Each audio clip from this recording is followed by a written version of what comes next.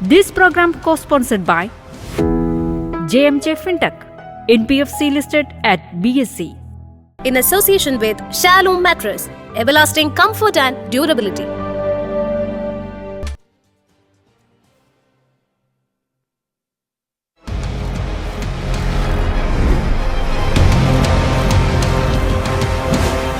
Budget beyond digits. ഇന്നിപ്പോൾ മാർക്കറ്റിനെ സംബന്ധിച്ച് പരിശോധിക്കുമ്പോഴേക്കും തീർച്ചയായിട്ടും ഒരു സെല്ലിംഗ് പ്രഷർ തന്നെയാണ് കാണാൻ സാധിക്കുന്നത്. ഇനി നമുക്ക് ഇന്ന് പ്രധാനമായിട്ടും ഇന്ത്യൻ ഇക്കോണമി എങ്ങനെയാണ് ഈ ഒരു ബജറ്റ് ലോങ് ടേമിൽ എഫക്റ്റ് ചെയ്യുക എന്ന് നോക്കാം. നമ്മളോടൊപ്പം ചേരുന്നത് ഫെഡറൽ ബാങ്കിൻ്റെ ഫോർമർ എക്സിക്യൂട്ടീവ് ഡയറക്ടർ ആയിട്ടുള്ള മിസ്റ്റർ KA ബാബു സാറും അതിനോടൊപ്പം തന്നെ ക്യുസാറ്റിലെ ഡിപ്പാർട്ട്മെൻറ്റ് ഓഫ് അപ്ലൈഡ് എക്കണോമിക്സിലെ എമിറേറ്റസ് പ്രൊഫസറായിട്ടുള്ള ഹരികുമാർ സാറുമാണ് ജോയിൻ ചെയ്യുന്നത്. Sir welcome. സർ, ഒറ്റ നോട്ടത്തിൽ നോക്കുകയാണെങ്കിൽ ഈ ഒരു ബജറ്റിന് എത്ര മാർക്ക് കൊടുക്കും?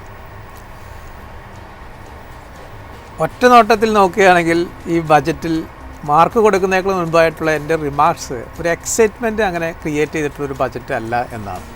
അങ്ങനെ നോക്കുമ്പോൾ നമ്മൾ ഒരു 60% താഴെയുള്ളൊരു റേറ്റിംഗ് ആണ് ബജറ്റിന് കൊടുക്കാൻ സാധിക്കുന്നത്. ഓക്കെ സാറിന് ഹരികുമാർ സാറിൻ്റെ ഒരു വ്യൂ എങ്ങനെയാണ്? ഈ ബജറ്റ് വരുന്നതിന് മുമ്പ് തന്നെ അല്ലെങ്കിൽ നമ്മളെ ഇന്നലെ തന്നെ ഒരുപാട് എക്സ്പെക്റ്റേഷൻസ് ഒക്കെ ഉണ്ടായിരുന്നു. അപ്പോൾ ആ എക്സ്പെക്റ്റേഷൻസ് എന്ന് പറയുന്നത് നമ്മളിപ്പോൾ പല കാരണങ്ങളുണ്ട്. ഒരു എക്കോണമിയെ എങ്ങനെ ചലിപ്പിക്കണം എന്ന് പറയുമ്പോൾ തീർച്ചയായിട്ടും എങ്ങനെ ഈ വ്യാപാരം അല്ലെങ്കിൽ ആ കച്ചവടം നടത്തുവാനായിട്ട് ജനങ്ങളിലേക്ക് പൈസ എങ്ങനെ എത്തിക്കും എന്നുള്ള ഒരെണ്ണമാണ് ഇക്കോണമിയെ ചലിപ്പിക്കുക എന്ന് പറയും. എന്നാൽ മാത്രമേ അത് മുന്നോട്ട് പോകുകയുള്ളൂ, ഇക്കോണമി ചലിക്കുകയുള്ളൂ. ആ ചലനം കിട്ടുവാനായിട്ട് ഇതിനകത്ത് എന്ത് ഉണ്ട് എന്ന് നോക്കണം. അങ്ങനെ നോക്കുകയാണെങ്കിൽ സാധാരണക്കാരന് ക്രയവിക്രയം ചെയ്യാനായിട്ടുള്ള കാര്യമായ ഒരു സ്കീമുകളും ഇതിനകത്ത് കാണുന്നില്ല എന്നുള്ളതാണ്. ഇതിന് ഒരു പശ്ചാത്തലങ്ങൾ പലതും ഉണ്ടാകുമായിരിക്കും.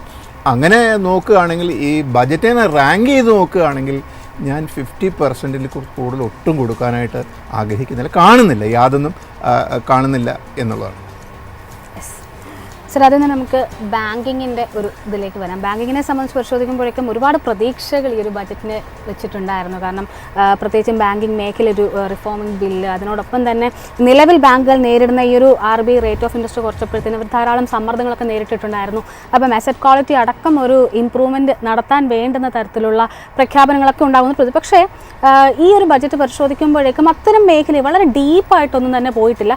മാത്രമല്ല ധനമന്ത്രിയെ സംബന്ധിച്ച് പരിശോധിക്കുമ്പോഴേക്കും വളരെ ഓപ്റ്റിമിസ്റ്റിക് ആയിട്ടാണ് ഇന്ത്യൻ ബാങ്കിങ് സംവിധാനത്തെ കണ്ടിരിക്കുന്നത്. വളരെ സ്ട്രോങ് ആയിട്ടൊരു ബാലൻസ് ഷീറ്റാണ്.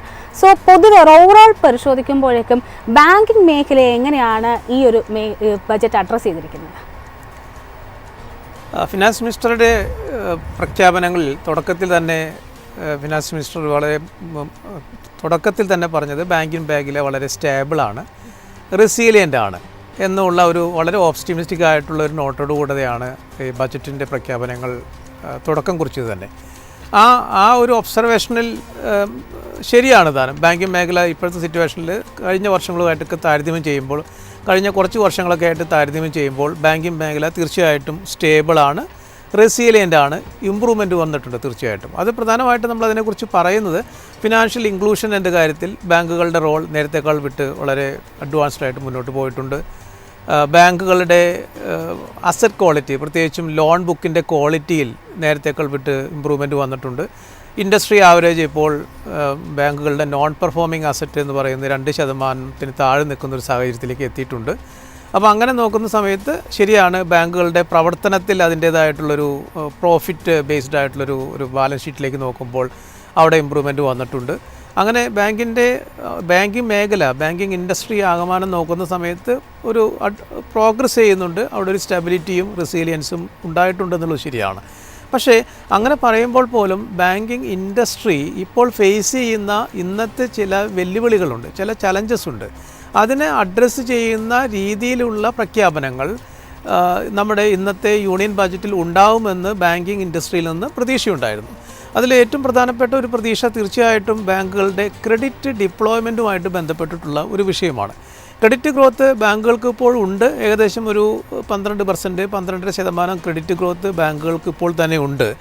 എന്നിരുന്നാൽ പോലും ബാങ്കുകളുടെ ക്രെഡിറ്റ് ഗ്രോത്ത് അതിനേക്കാൾ അല്പം ഒരു മുന്നിലേക്ക് കൊണ്ടുപോകണമെങ്കിൽ അല്ലെങ്കിൽ ആ ലെവലിൽ മെയിൻറ്റെയിൻ ചെയ്ത് പോകണമെങ്കിൽ ബാങ്കുകളെ സംബന്ധിച്ചിടത്തോളം ബാങ്കുകളുടെ ഫണ്ടിങ് അല്ലെങ്കിൽ റിസോഴ്സ് മൊബിലൈസേഷൻ ആംഗിളിൽ ബാങ്കുകൾക്ക് കൂടുതലായിട്ടൊരു സപ്പോർട്ട് ആവശ്യമുണ്ട് എന്നുള്ളതായിരുന്നു ബാങ്കിങ് ഇൻഡസ്ട്രി പൊതുവെ പ്രതീക്ഷിച്ചിരുന്ന ഒരു പ്രഖ്യാപനം.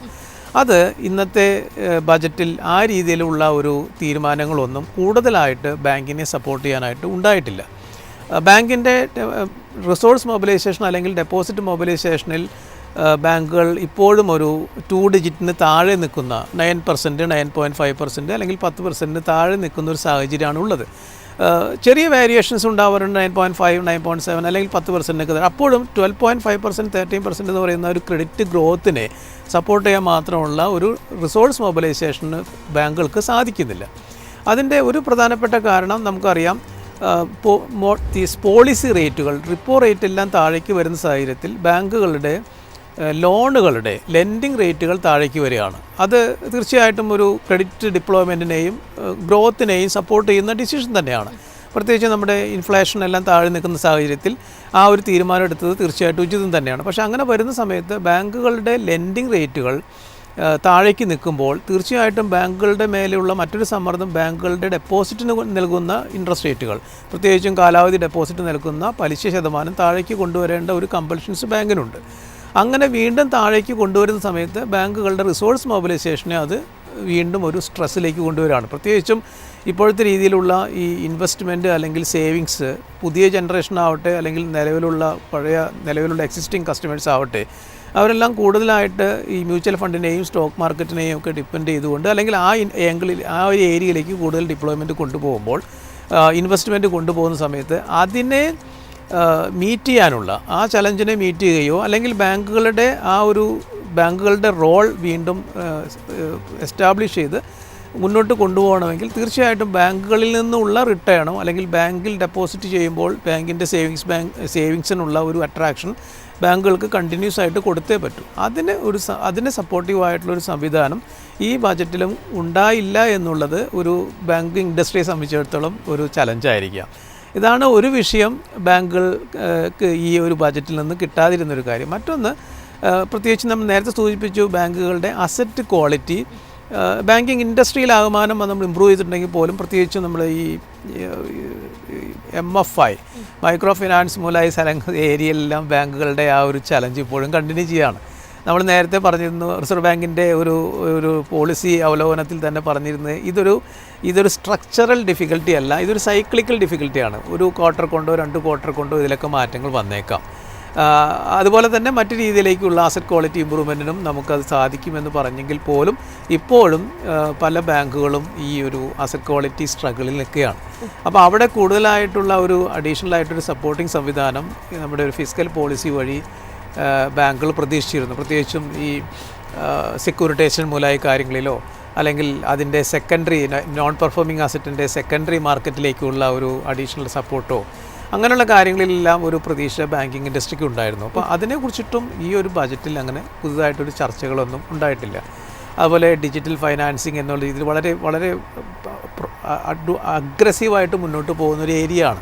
സൈബർ സെക്യൂരിറ്റിയിൽ എടുക്കേണ്ട മെഷേഴ്സ് വളരെ അഗ്രസീവായിട്ട് ഫ്രോഡുകൾ നടക്കുന്നു. പൊതുജനങ്ങൾ പൊതുവെ ഇടപാടുകാരാകട്ടെ എല്ലാവരും ആവട്ടെ ഈ സൈബർ സെക്യൂരിറ്റി രീതിയിലുള്ള ഇത്രയും ഒരു ത്രെട്ടുകൾ നമ്മൾ എങ്ങനെ ഫേസ് ചെയ്യാൻ പോകുന്നു, അതിലേക്കുള്ള കൂടുതൽ ഇൻവെസ്റ്റ്മെൻറ്റ് വരുന്നുണ്ടോ, ഗവൺമെൻറ്റിൻ്റെ ഭാഗത്തുനിന്ന് കൂടുതൽ മെഷേഴ്സ് വരുന്നുണ്ടോ എന്നൊക്കെ ഉറ്റുനോക്കുന്ന ഒരു ബജറ്റും കൂടി ആയിരുന്നു ഇന്നത്തെ ബജറ്റ്. പക്ഷേ അത്തരം കാര്യങ്ങളിലേക്കൊന്നും വളരെ ഒരു ടച്ച് ചെയ്യുന്ന രീതിയിലേക്കുള്ളൊരു പ്രഖ്യാപനങ്ങൾ ഈ ബജറ്റിൽ ഉണ്ടാകാതിരുന്നത് കൊണ്ടും ബാങ്കുകളെ സംബന്ധിച്ചിടത്തോളം, ബാങ്കിങ് ഇൻഡസ്ട്രി സംബന്ധിച്ചിടത്തോളം വളരെ ഒരു എക്സൈറ്റിംഗ് ആയിട്ടുള്ള ഒരു കാര്യമല്ല ഇന്നത്തെ ബജറ്റിൽ ഉണ്ടായിട്ടുള്ളത്. അപ്പോൾ അതുകൊണ്ട് പൊതുവേ അതിൻ്റെ ഒരു റിഫ്ലക്ഷൻ തന്നെ ആയിരിക്കും ഒരു പക്ഷേ ബാങ്കിങ് ഇൻഡെക്സിൽ കാണുന്ന അതുപോലെ തന്നെ ബാങ്കിങ് ഇൻഡെക്സിലും ആ ഒരു ചലഞ്ച് ഇമ്മീഡിയറ്റ് ആയിട്ട് നമുക്ക് കാണാൻ സാധിക്കുന്നത് അതുകൊണ്ടാണ്. അപ്പോൾ അതുകൊണ്ട് അതാണ് ബാങ്കിങ്ങിൻ്റെ ഇമ്മീഡിയറ്റ് ആയിട്ട് പ്രതീക്ഷയിൽ നിന്ന് ഉണ്ടാവാതിരുന്ന ഒരു ചലഞ്ചസ്. അതേസമയം ഓപ്പർച്യൂണിറ്റീസ് ഉണ്ട്, തീർച്ചയായിട്ടും ബാങ്കിങ് രംഗത്ത് ഓപ്പർച്യൂണിറ്റീസ് ഉണ്ട്. ബജറ്റിൽ അതിനനുസരിച്ചുള്ള അനൗൺസ്മെൻറ്റുകൾ ഉണ്ട് താനും. പ്രത്യേകിച്ച് ലെൻഡിങ് ഏരിയയിൽ ബാങ്കുകൾക്കും ഓപ്പർച്യൂണിറ്റീസ് ഉണ്ട് താനും. നമുക്ക് അതിലേക്ക് വരാം. ഹരിസാറിലേക്ക് വരികയാണ്. ഹരിസാർ ഇപ്പം നമുക്ക് നോക്കുമ്പം ഒറ്റ നോട്ടം നോക്കുമ്പോൾ വലിയ പ്രഖ്യാപനങ്ങളോ അങ്ങനെ വളരെ എക്സൈറ്റിംഗ് ആയിട്ടുള്ള അനൗൺസ്മെൻറ്റ്സോ ഒന്നുമില്ല. പക്ഷേ ക്യാപെക്സിലേക്ക് വരുമ്പോഴേക്കും 9% കഴിഞ്ഞ വർഷത്തെ ഒരു ബജറ്റിൽ നിന്നും ഏകദേശം ഒരു 9% ഒരു ഇമ്പ്രൂവ്മെൻറ്റ് അല്ലെങ്കിൽ ഒരു വർധനവ് വരുത്താനായിട്ട് ഇപ്പോൾ നിർമ്മല സീതാരാമൻ തയ്യാറായിട്ടുണ്ട്. 12.2 ലക്ഷം കോടി രൂപയാണ് ക്യാപെക്സ് ആയിട്ട് ഇപ്പോൾ അലോക്കേറ്റ് ചെയ്തിരിക്കുന്നത്. ഇത് ശരിക്കും ഡയറക്റ്റ്ലി ഓർ ഇൻഡയറക്റ്റ്ലി ഇക്കോണമിക്ക് ഒരു ബൂസ്റ്റിംഗ് തന്നെയല്ലേ? ക്യാപെക്സിലുള്ള ഇൻവെസ്റ്റ്മെൻറ്റ് എപ്പോഴും ഇക്കോണമിയിൽ ചലിപ്പിക്കുന്നതാണ്, അതിന് യാതൊരു സംശയവും ഇല്ല. നമ്മൾ ക്യാപെക്സിൻ്റെ ഇൻവെസ്റ്റ്മെൻറ്റ് എടുക്കുകയാണെങ്കിൽ നമ്മൾ ക്യാപെക്സിൽ പോകണ അതിൻ്റെ എക്സ്പെൻഡിച്ചർ റൂട്ട്, അതിൻ്റെ എക്സ്പെൻഡിച്ചർ എങ്ങനെയാണ് പോയിരിക്കുന്നത് എന്ന് നോക്കുകയാണ് എങ്കിൽ ഈ കൂടുതൽ പ്രോജക്റ്റുകൾ കയറി വരുന്നു എന്നുള്ളത് ശരിയാണ് ക്യാപെക്സ് ഉപയോഗിച്ച്. പക്ഷേ ഈ തുടങ്ങി വച്ചിരിക്കുന്ന പ്രോജക്റ്റുകളൊക്കെ എവിടെ നിൽക്കുന്നു എന്നുള്ളത് ഒരു വലിയൊരു ചോദ്യചിഹ്നമായിട്ടാണ് നിൽക്കുന്നത്. അതിനെ അഡ്രസ്സ് ചെയ്യാനായിട്ട് ഒന്നും ഒരു മെഷറും ഇതിനകത്ത് കാണുന്നില്ല. കേരളത്തിലെ സംബന്ധിച്ച് മാത്രം നമ്മളെടുത്ത് നോക്കുകയാണെങ്കിൽ അറിയാം, നമ്മുടെ നാഷണൽ ഹൈവേ 66 എന്ന് പറയുന്ന 66 എന്ന് പറയുന്ന ഈ വർഷം കമ്മീഷൻ ചെയ്യും എന്ന് പറഞ്ഞതാണ്. ഈ വർഷമില്ല, അടുത്ത വർഷമില്ല, അടുത്ത വർഷത്തേക്ക് പ്രതീക്ഷിച്ചാൽ മതി എന്നുള്ള രീതിയിലാണ് നിൽക്കുന്നത്. അപ്പോൾ ആ രീതിയിലാണ് ക്യാപെക്സിൻ്റെ എക്സ്പെൻഡിച്ചർ. ഇനി ക്യാപെക്സ് കൊണ്ട് പലതരത്തിലുള്ള പ്രോജക്റ്റുകൾ വരും. ഇതൊരു ഒരു ഉദാഹരണം മാത്രം ഞാൻ എടുത്ത് പറഞ്ഞു എന്ന് മാത്രമേ ഉള്ളൂ. ക്യാപെക്സ് എപ്പോഴും കൂടി ഇൻക്രീസ് ചെയ്യുന്നത് ഇക്കോണമിക്ക് നല്ലതാണ് എന്നുള്ളത് യാതൊരു സംശയമില്ല. അതിൻ്റെ ഫണ്ടിങ് നടക്കുകയാണെങ്കിൽ തീർച്ചയായിട്ടും അതിൻ്റെ ഇക്കോണമിയിൽ അതിൻ്റെ ഇതാണ്. എന്താ വെച്ചാൽ ഇത് പോകുന്നത് അടിസ്ഥാന വികസനത്തിന്, ഇൻഫ്രാസ്ട്രക്ചർ ഡെവലപ്മെൻറ്റിനാണ് കൂടുതലും പോകുന്നത്. അപ്പോൾ ഇൻഫ്രാസ്ട്രക്ചറിൽ കൂടുതൽ ഡെവലപ്മെൻറ്റാണ് ഗ്രോത്തിന് സപ്ലിമെൻറ്റ് ചെയ്യുക, ഗ്രോത്തിനെ എൻകറേജ് ചെയ്യുക എന്നാണ്, ഇക്കണോമിക് ഗ്രോത്തിനെ എൻകറേജ് ചെയ്യുക എന്നുള്ളത്. അങ്ങനെ നോക്കുമ്പോൾ തീർച്ചയായിട്ടും ക്യാപെക്സിനോടുള്ളൊരു സമീപനത്തിന് സ്വാഗതാർഹമാണ്. സാർ, ഇപ്പോൾ ക്യാപെക്സിൽ നിന്ന് നമുക്ക് ബാങ്കിങ്ങിലേക്ക് വരാം. ക്യാപെക്സ് ഒരു പക്ഷേ വരുമ്പോഴേക്കും, കാരണം ക്യാപെക്സ് കൂടുക എന്ന് പറഞ്ഞാൽ ഒരു തരത്തിൽ ഇൻഫ്രാസ്ട്രക്ചർ ഫെസിലിറ്റീസ് അല്ലെങ്കിൽ ഇൻഫ്രാസ്ട്രക്ചർ പ്രൊജക്ട്സ് കൂടുതലായിട്ട് ഇക്കോണമിയിലേക്ക് വരാനുള്ളൊരു സാധ്യതയുണ്ട്. ബാങ്കുകൾക്കൊരു ലെൻഡിങ് ഓപ്പർച്യൂണിറ്റി കൂടിയാണ് വരുന്നത്. സോ ആ ഒരു ആംഗിളിൽ എങ്ങനെയാണ് ഒരു ഓപ്പർച്യൂണിറ്റി ആയിട്ട് ബാങ്കിങ് സെക്ടറിനെ കാണുന്നത്? അത് ശരിയായിട്ടൊരു ഒബ്സർവേഷനാണ്. ഇപ്പം എത്രമാത്രം നമുക്ക് ക്യാപെക്സിൻ്റെ ഏരിയയിലാവട്ടെ അല്ലെങ്കിൽ മറ്റു രീതിയിലുമായിട്ട് സ്പെൻഡിങ് അല്ലെങ്കിൽ ഇൻവെസ്റ്റ്മെൻറ്റ് ആ രീതിയിൽ നടക്കുന്ന സമയത്ത് അതിൻ്റേതായിട്ടുള്ള ഇക്കണോമിക് ആക്ടിവിറ്റി നമ്മുടെ സാമ്പത്തിക രംഗത്ത് കൂടുതലായിട്ടുണ്ടാവും.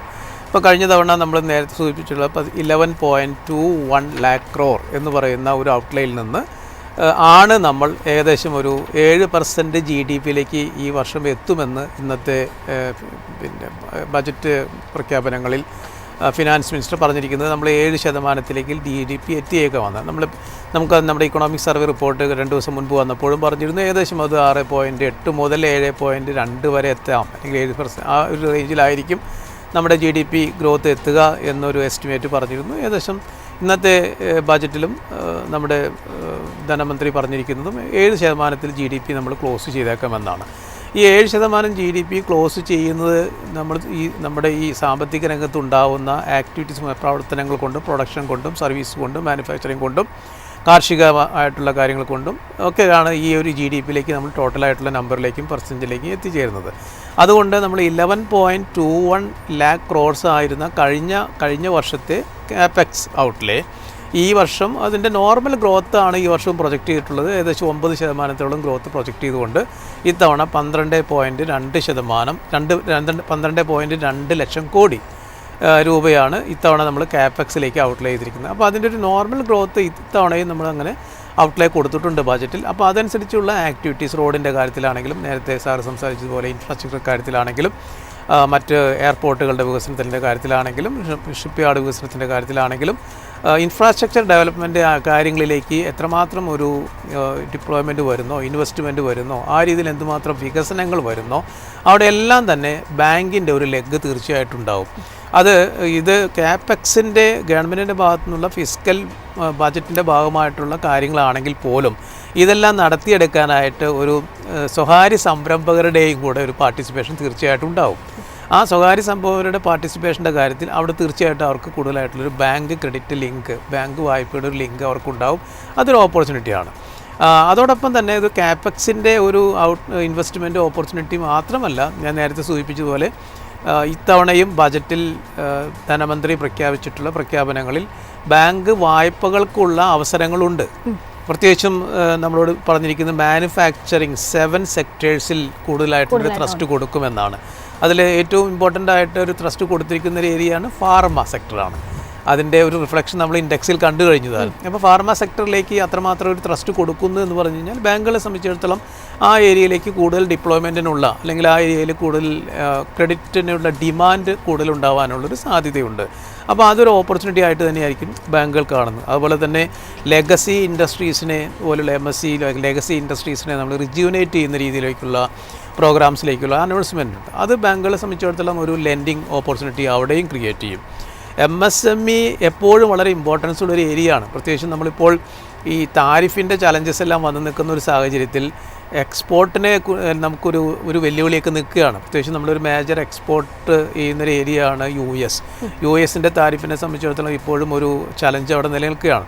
അതുകൊണ്ടാണ് നമ്മൾ നേരത്തെ ആത്മനിർഭർ ഭാരത് എന്ന് പറയുന്നതിൽ നിന്ന് മാറ്റി ഇപ്പോൾ ഇക്കണോമിക് സർവേ വന്നപ്പോൾ സ്വദേശി എന്ന് പറയുന്ന ഒരു പുതിയൊരു കോൺസെപ്റ്റ് കൊണ്ടുവന്നിരിക്കും. പുതിയതല്ല, പക്ഷെ എന്നാൽ പോലും അതിനെ ഒന്നുകൂടെ റീഇൻഫോഴ്സ് ചെയ്യുന്ന രീതിയിലേക്ക് സ്വദേശി എന്ന് പറയുന്നൊരു ഇത് കൊണ്ട്. അപ്പോൾ അവിടെ പ്രധാനമായിട്ടും നമ്മൾ സംസാരിച്ചിരിക്കുന്നത് നമ്മൾ വലിയ വമ്പൻ കോർപ്പറേറ്റുകളിലെ മാത്രമല്ല നമ്മൾ ഇന്ത്യയുടെ ആ ഒരു സ്വദേശി അല്ലെങ്കിൽ ഒരു സെൽഫ് ഡിപ്പെൻഡൻസിലേക്ക് കൊണ്ടുവരുന്ന രീതിയിൽ പ്രൊഡക്ഷൻ ഡൊമസ്റ്റിക് ഡിമാൻഡ് കൂടുന്നതോടൊപ്പം തന്നെ ഡൊമസ്റ്റിക് പ്രൊഡക്ഷനും കൂട്ടണം, എംപ്ലോയ്മെൻറ്റ് കൂട്ടണം. ഈ രീതിയിലൊക്കെ MSMEകളുടെ അല്ലെങ്കിൽ MSMEകളുടെ എല്ലാം തന്നെ റോള് വളരെ ഇമ്പോർട്ടൻ്റ് ആണ്.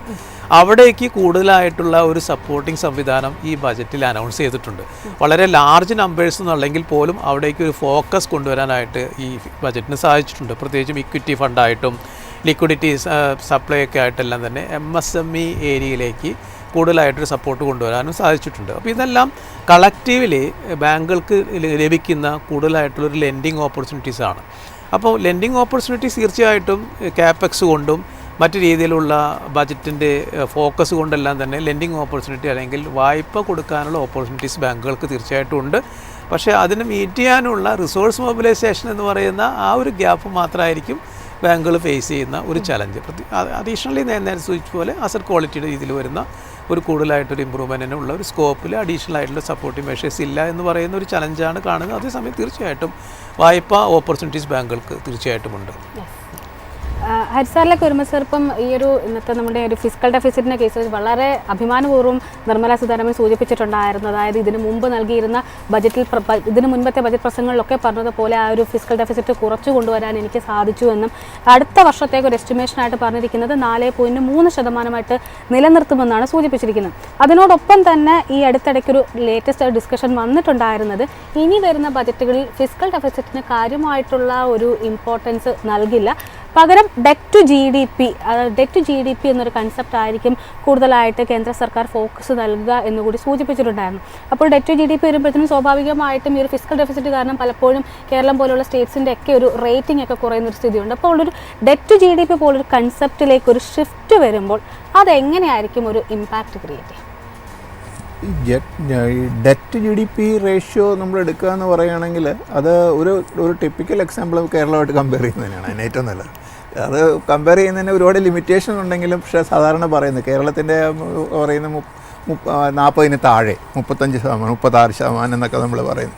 പക്ഷെ അത് ഓൾ ഇന്ത്യ ലെവലുമായിട്ട് കമ്പയർ ചെയ്യുമ്പോൾ ഇത് 53%, 56% എന്നുള്ളതിലേക്ക് ആണ് നമ്മൾ എത്തുന്നത്. അപ്പോൾ അത് ആ ഒരു അന്തരം ഉണ്ട്. ആ അന്തരം മാറിക്കിട്ടും ചില സംസ്ഥാനങ്ങൾക്ക് ഇത് ഈ പറയുന്ന GDP റേഷ്യോ ബെനിഫിഷ്യൽ ആകും എന്ന് പറയാം. അങ്ങനെ നോക്കുകയാണെങ്കിൽ അതിനെ പറയാൻ വേണമെങ്കിൽ പറയാം. പക്ഷേ അതിനകത്ത് സ്റ്റാറ്റിസ്റ്റിക്കലി വേറെ ചില പ്രശ്നങ്ങളുണ്ട്. അങ്ങനെ പറയും ഡിനോമിനേറ്ററും ന്യൂമറേറ്ററും കൂടെ കളിക്കുന്ന കളി നോക്കുകയാണെങ്കിൽ അത് വേറൊരു പ്രശ്നം അതിനകത്തുണ്ട്.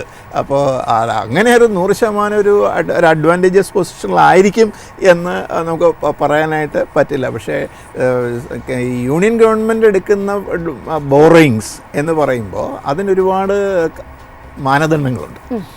ഒരു സംസ്ഥാനം എടുക്കുന്ന ബോറോയിങ് എന്ന് പറയുമ്പോൾ വേറൊരു ലെവലിലാണ്.